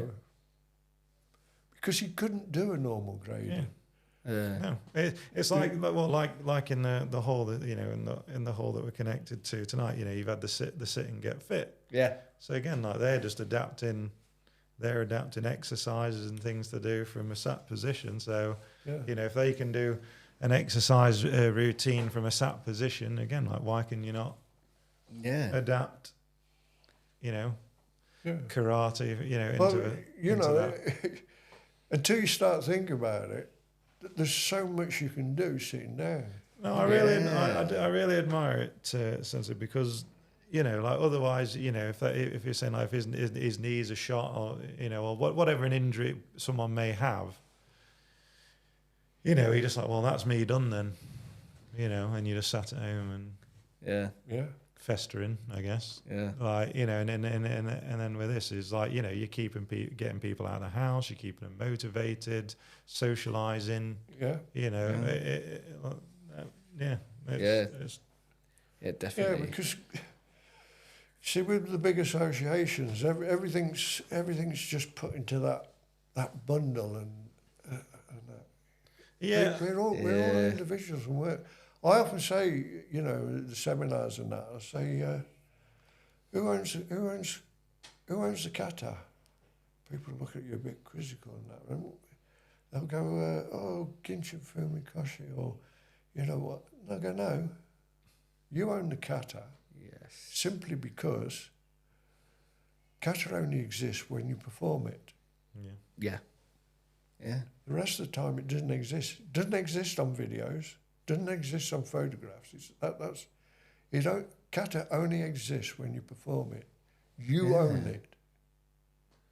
So how you perform it and how you use it, for what purpose you use it, is entirely up to you. You're an individual and you're allowed to choose. Yeah. Well, you were saying there, obviously, like on the seminars that you teach. So, how many sort of I know you teach like all over the places. Does it takes you abroad and things like that? Occasionally abroad. Mm-hmm. I go to Ireland. Yeah. You can call that abroad. Southern Ireland. But yeah, I mean, they have different currency. Yeah. True. Yeah. But with the seminars, it must be great again, because you're meeting all different types of people, maybe from different styles, different. Yeah. You know. Not necessarily karate. You know, we do a regular one with the Tang Sudo. All right. Okay. Okay. Yeah. They're people I've known for years, and that the commentary bunch, and I know commentary, and that very enthusiastic. And everything, and of course, everything that they do was originally taken from Shotokan anyway. Yeah. So that we've got the differences, but we've got more similarities as well. Yeah. And then obviously teaching with Simon Oliver and Steve. Yeah. Steve. Yeah. So I've seen the courses advertised. You know, like in the past. Did you do so many a year with those guys, or is it usually like one a year? Or no, we used to do 3 a year, Mm-hmm. but we've cut it down this year to 2, simply because Simon's. You're saying he's in California, isn't he? He's in California and that, and And what's his secret? Because I see he's lost a lot of weight. Yes. The secret is... You're not going to say a Zempic, are you? Or No. What was it he got? Diabetes. Diabetes. Okay. Again, okay. yeah. So, well, yeah. I mean, that Yeah. will do it, because you obviously got to regiment your diet and everything accordingly. He was put on a very strict diet. I forget how many calories. Because I know obviously, like with the different types of diabetes, obviously you can almost cure yourself if is it the type 2 diabetes? Is possibly, it that we can sort of try and cure that with diet? Yeah. Obviously, I know. Type 1, you're going to be on insulin. I think it was something like about 800 calories a day for a certain period, and then they started to put it up, but he lost. He lost all that weight. I know I remember seeing a post he'd put out when he got his belt and saying the difference of how long his belt is now. Yeah, it's a good job he's got good technique, because he doesn't need the weight behind it. But no, I mean, again, like that, what a dedication there to getting on top of diabetes and the diet. How can, in your opinion, how can instructors make martial arts more accessible for everyone? I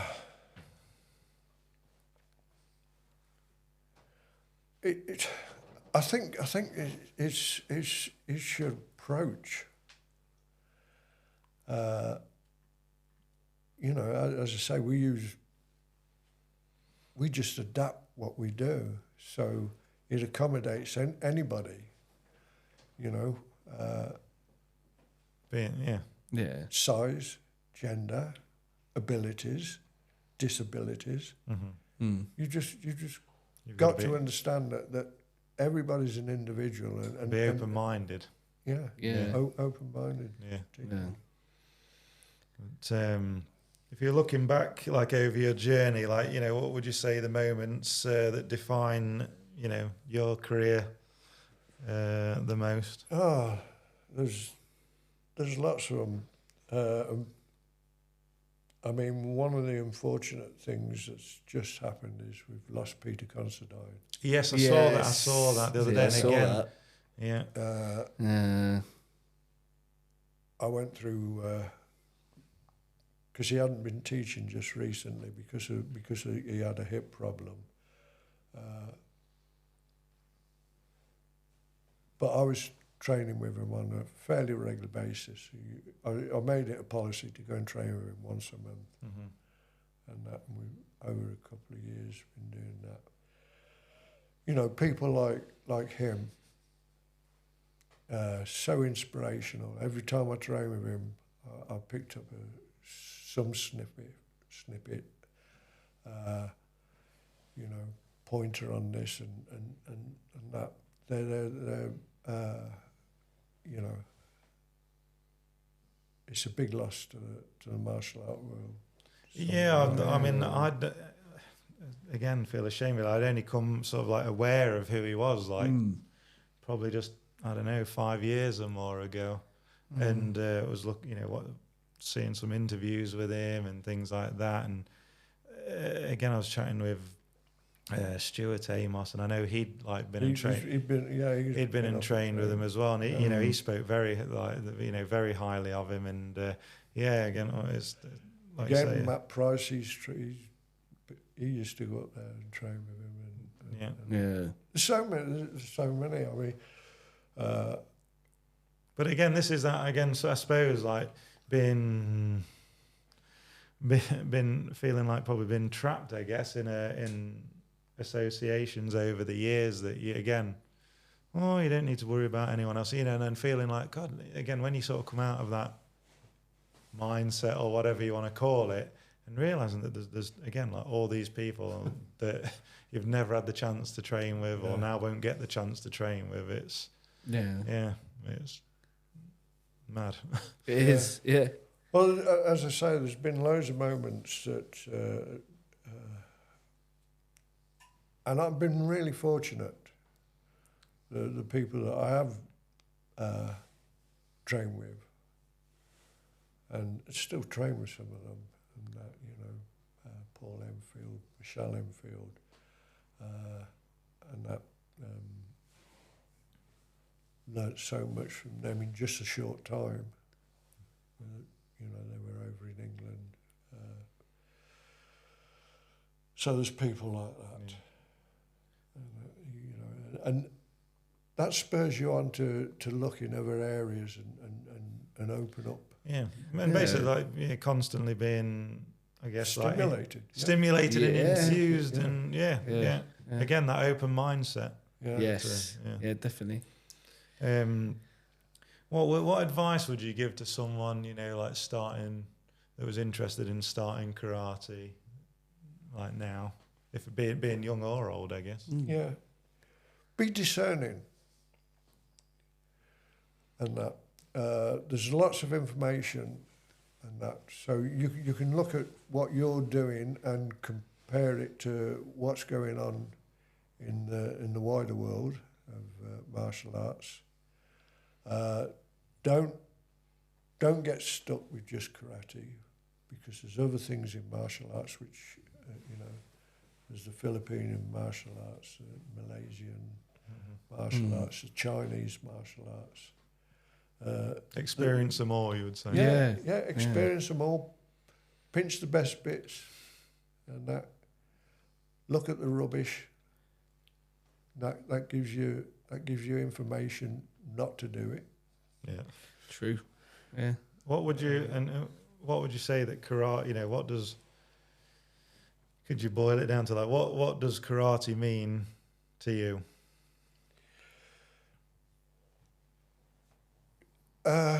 It means so many things, but it's. I've been training for nearly 55 years now. It's kept me out of prison because it's given me a certain amount of self-respect and discipline, and that. So, you know, instead of going the wrong way with things, working on the doors and that, you know, temptation to do the wrong things and that, with the wrong type of people, because you mix with the worst elements. Yeah. And that, but it kept me away from that. It's kept me sane. Yeah. Well, I think I'm all right. Some people don't. It's wholesome. Yeah. It's something that I can do every day, and I might only do 5-10 minutes training a day, but I'm doing something. Yeah, you're doing something. Yeah. Keeping active. Yeah, better to be doing something than nothing. And I like to think that I've helped quite a few people along the way. Yeah. And still helping people. Yeah. You know?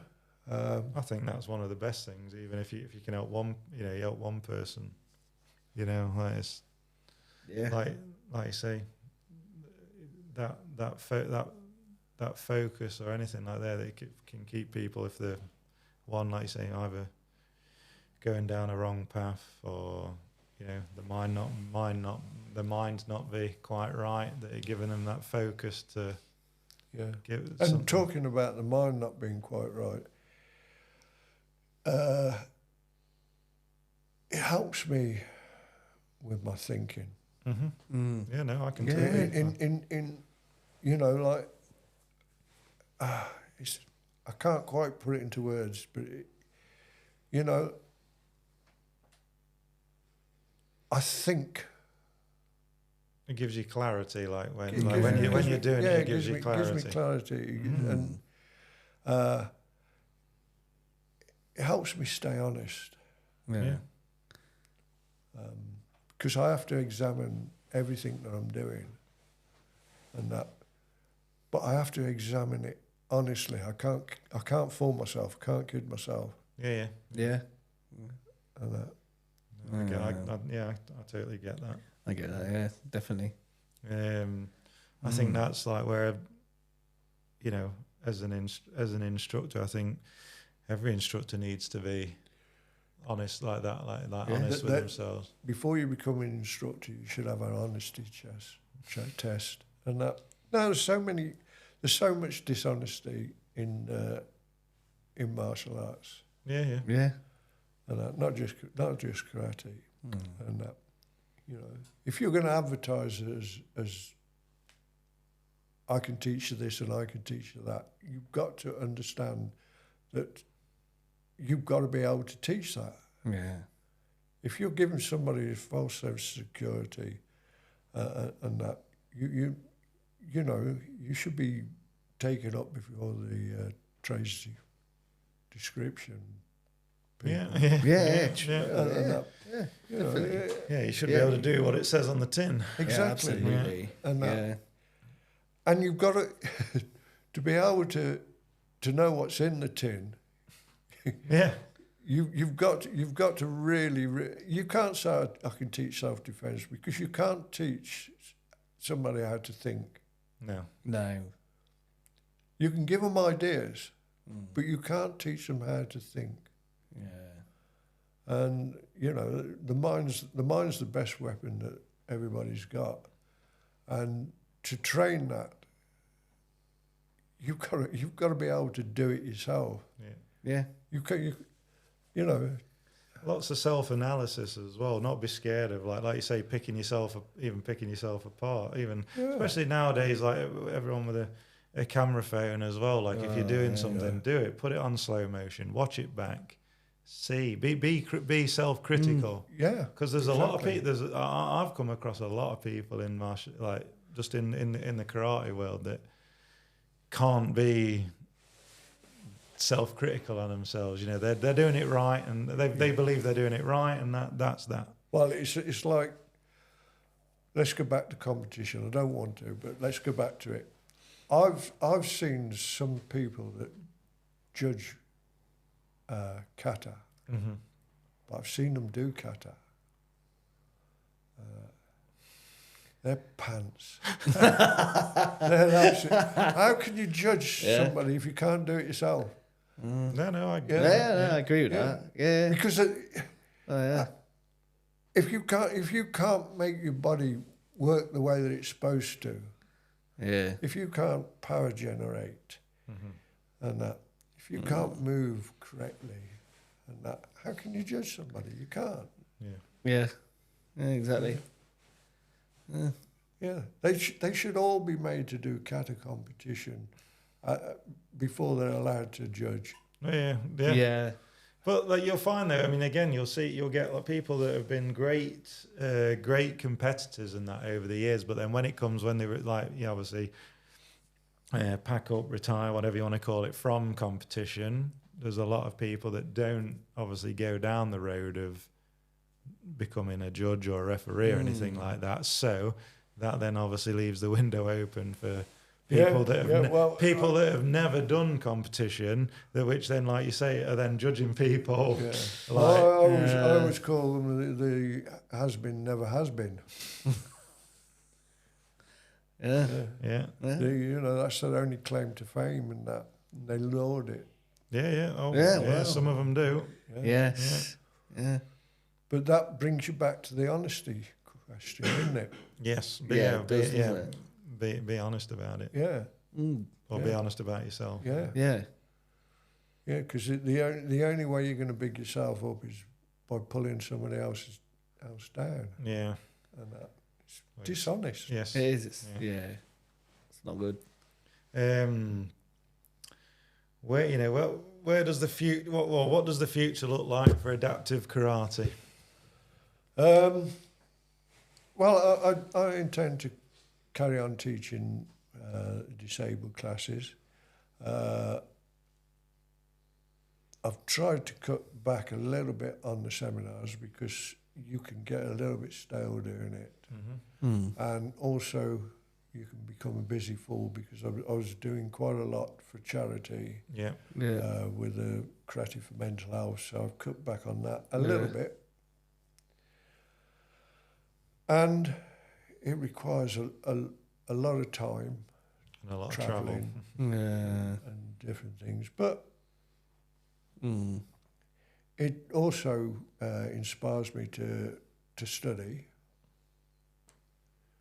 You know, because Just thinking about the study there, it's the one thing I've been thinking about quite a bit, really. Since, again, especially over the last good few years, is that you'd certainly in the associations that I've been involved with, that like the level of that. I always think there should be that part of, even in some of the gradings along the way, of like an element of study.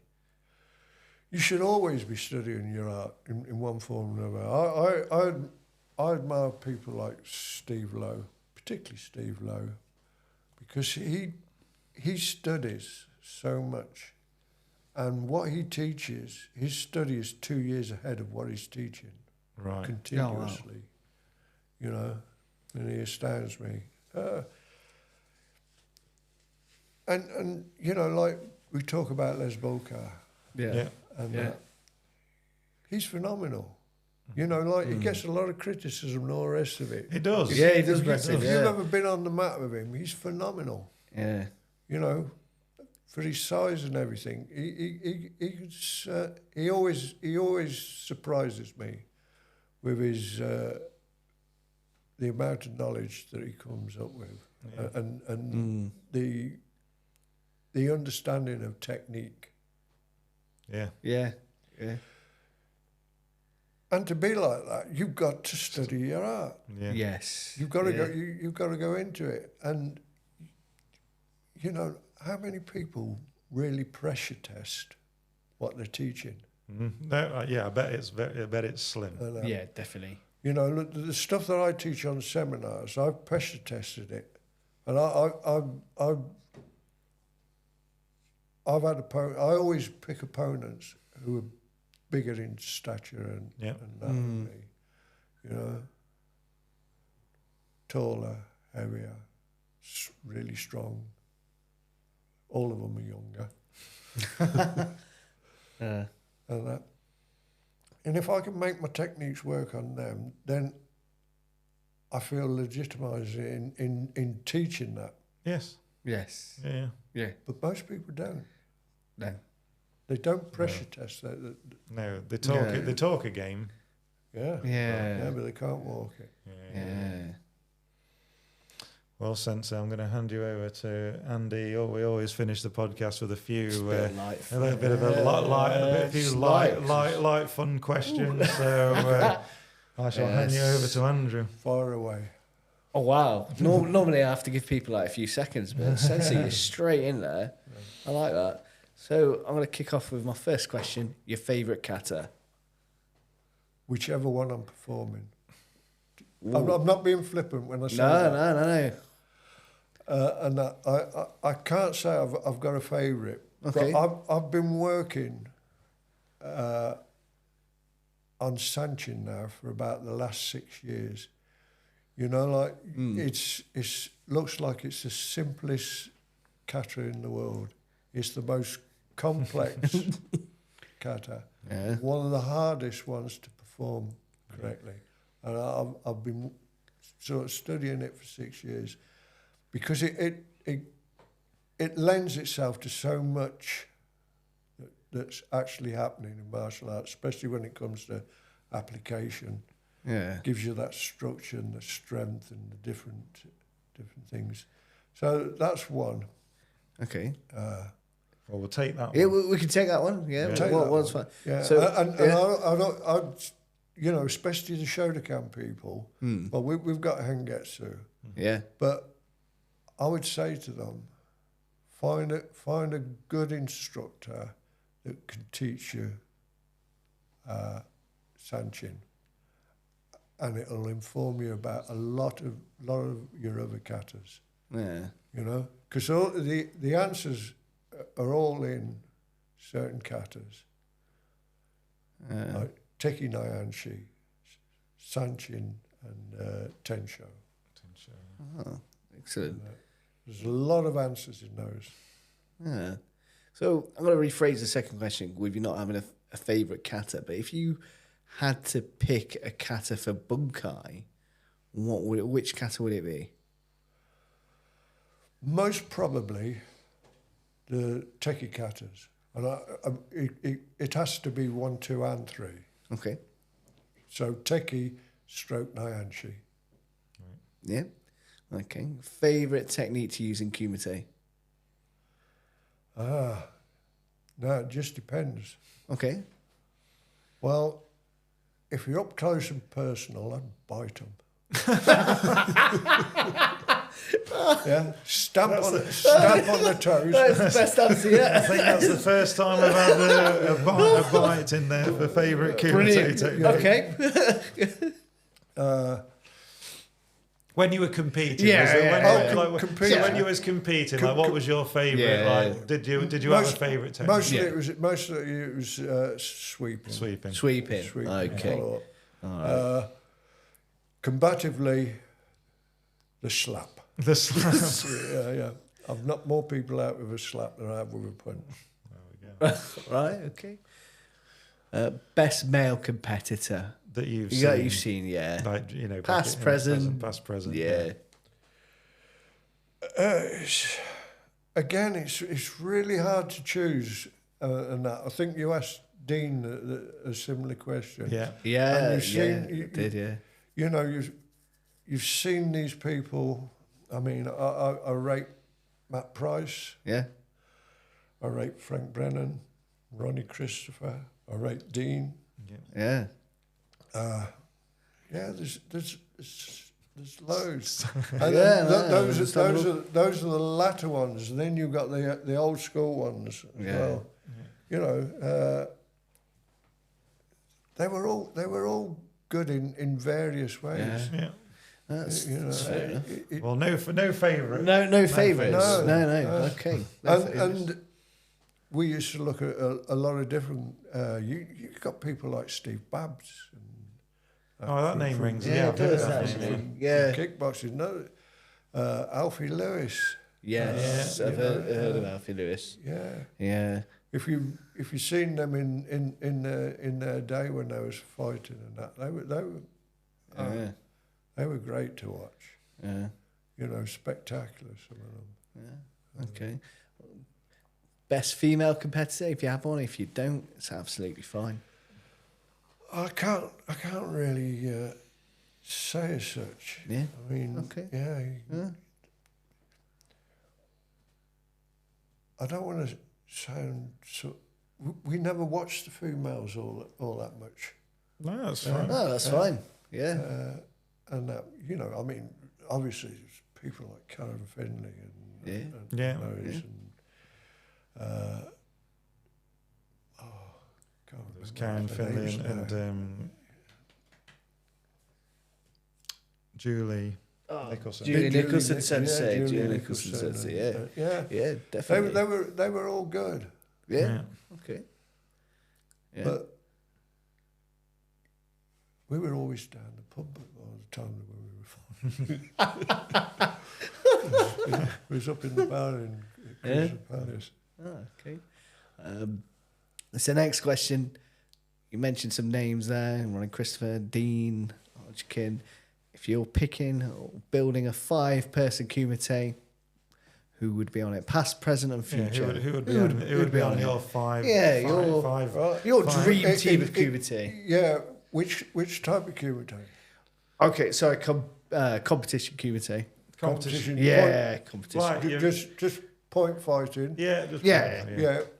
But is it Shobai Ippon or Shobai Ippon? Yeah. Okay, yeah. Well, obviously Dean had been okay, there. Ronnie Chris, Frank Brennan. Yeah.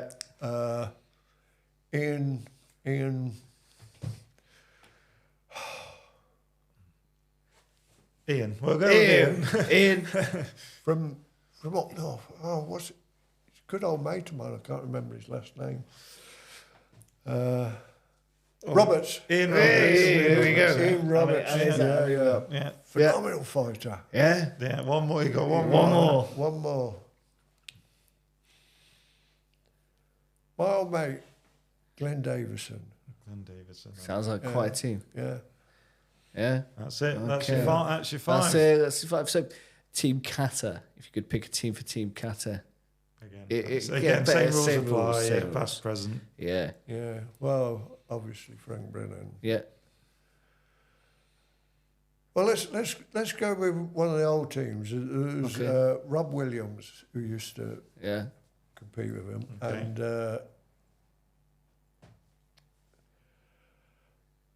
he lives in Hawaii now. I know. Because I know exactly. I know exactly who you mean, and it's Roberts. Oh, Sean Roberts. There we go. Sean Roberts. Yeah, Sean Roberts. Yeah. That's free. Okay, there's the three. That's the team. Yeah. So, if you can, favourite karate moment. If you could define one moment, which is your favourite, or was your favourite? I can't. You can't. No, that's fine. I can't. There's been that many. No, not that many, but there's been a few good moments. Okay. And don't necessarily. I don't think competition-wise now. So I wouldn't pick anything from competition. It's whatever it means. Yeah, whatever it means to you, whatever you think, whatever it means to you. Yeah. You know, some of the work that I've done with the disabled and that. Yeah. Yeah. And that, you know, like just watching some of their faces sometimes. Yeah. That's brilliant. That's inspiring. Yeah.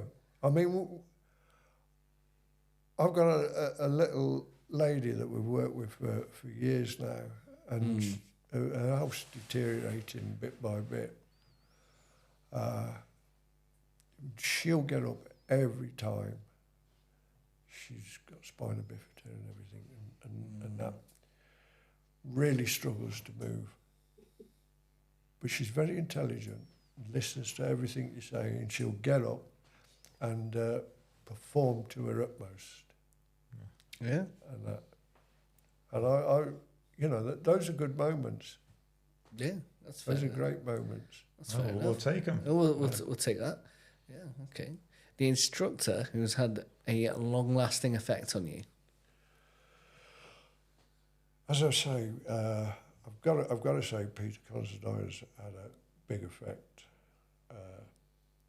Paul Enfield has had quite an effect. Steve Lowe has had an effect. And then if we'll go back, I've mentioned Neil Thomas. Yeah. Obviously Rick Jackson, because I started with him. Kawazoe. Yeah. Okay. Some names. There's some brilliant names. There's some big names as well. Yeah, there's been loads. Yeah. And I've got to say, you know, because Frank Brennan was a Central Region coach, and I was on that for about 14 years. So he had quite a big effect on me. Yeah. Okay. If you can, greatest karate achievement. I think I just mentioned. Yeah, that did wonder. I thought I'd ask it anyway, but I could see where you're going with that though. They interlink a bit. Yeah, they do, don't they? They're nice interlinking questions. Some people answer differently, but no, that's fine. So, tea or coffee before training? I'm a coffee guy myself. Neither? No, what, water is it? No. No. I don't drink water before training. It makes Do you me not? bilious. Oh, really? Yeah. All right, okay. Yeah, okay. Baraka. Oh, Baraka. Wow. Yeah. Get charged up. Oh, you can't you? That gives you an energy boost, doesn't it? Especially if you're working on logs.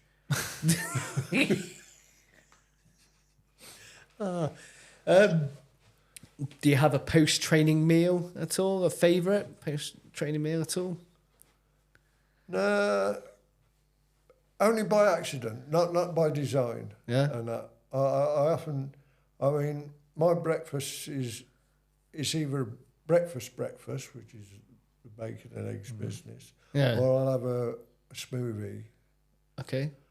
Or I'll have Greek yogurt and honey. It's a good combination. I've been dabbling in smoothies recently. Yeah, very good. A student rather, who's made you laugh the most? Oh. I think it must be one of the disabled guys, because they come up with some funny stuff at times. And that, as I say, they don't have filters for a start. And I've got one of the young lads, one of the young black belts, and that who isn't English.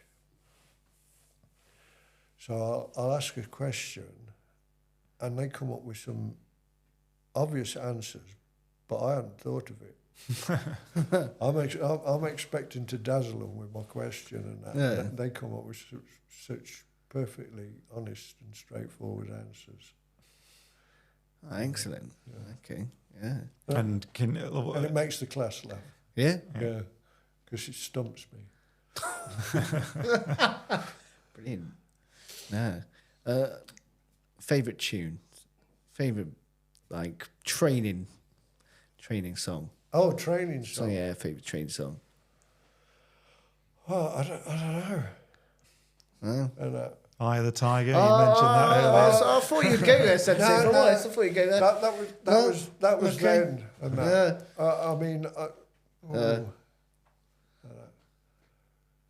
I mean, if you ask me, we should be doing Desert Island Disc. I got some great tunes to that. Yeah. One of my favourites would be Teach Your Children by Crosby, Stills, Nash and Young. I can't sound it. I'm going to look it up. I think we've got a lot of homework to do after this podcast, to be fair.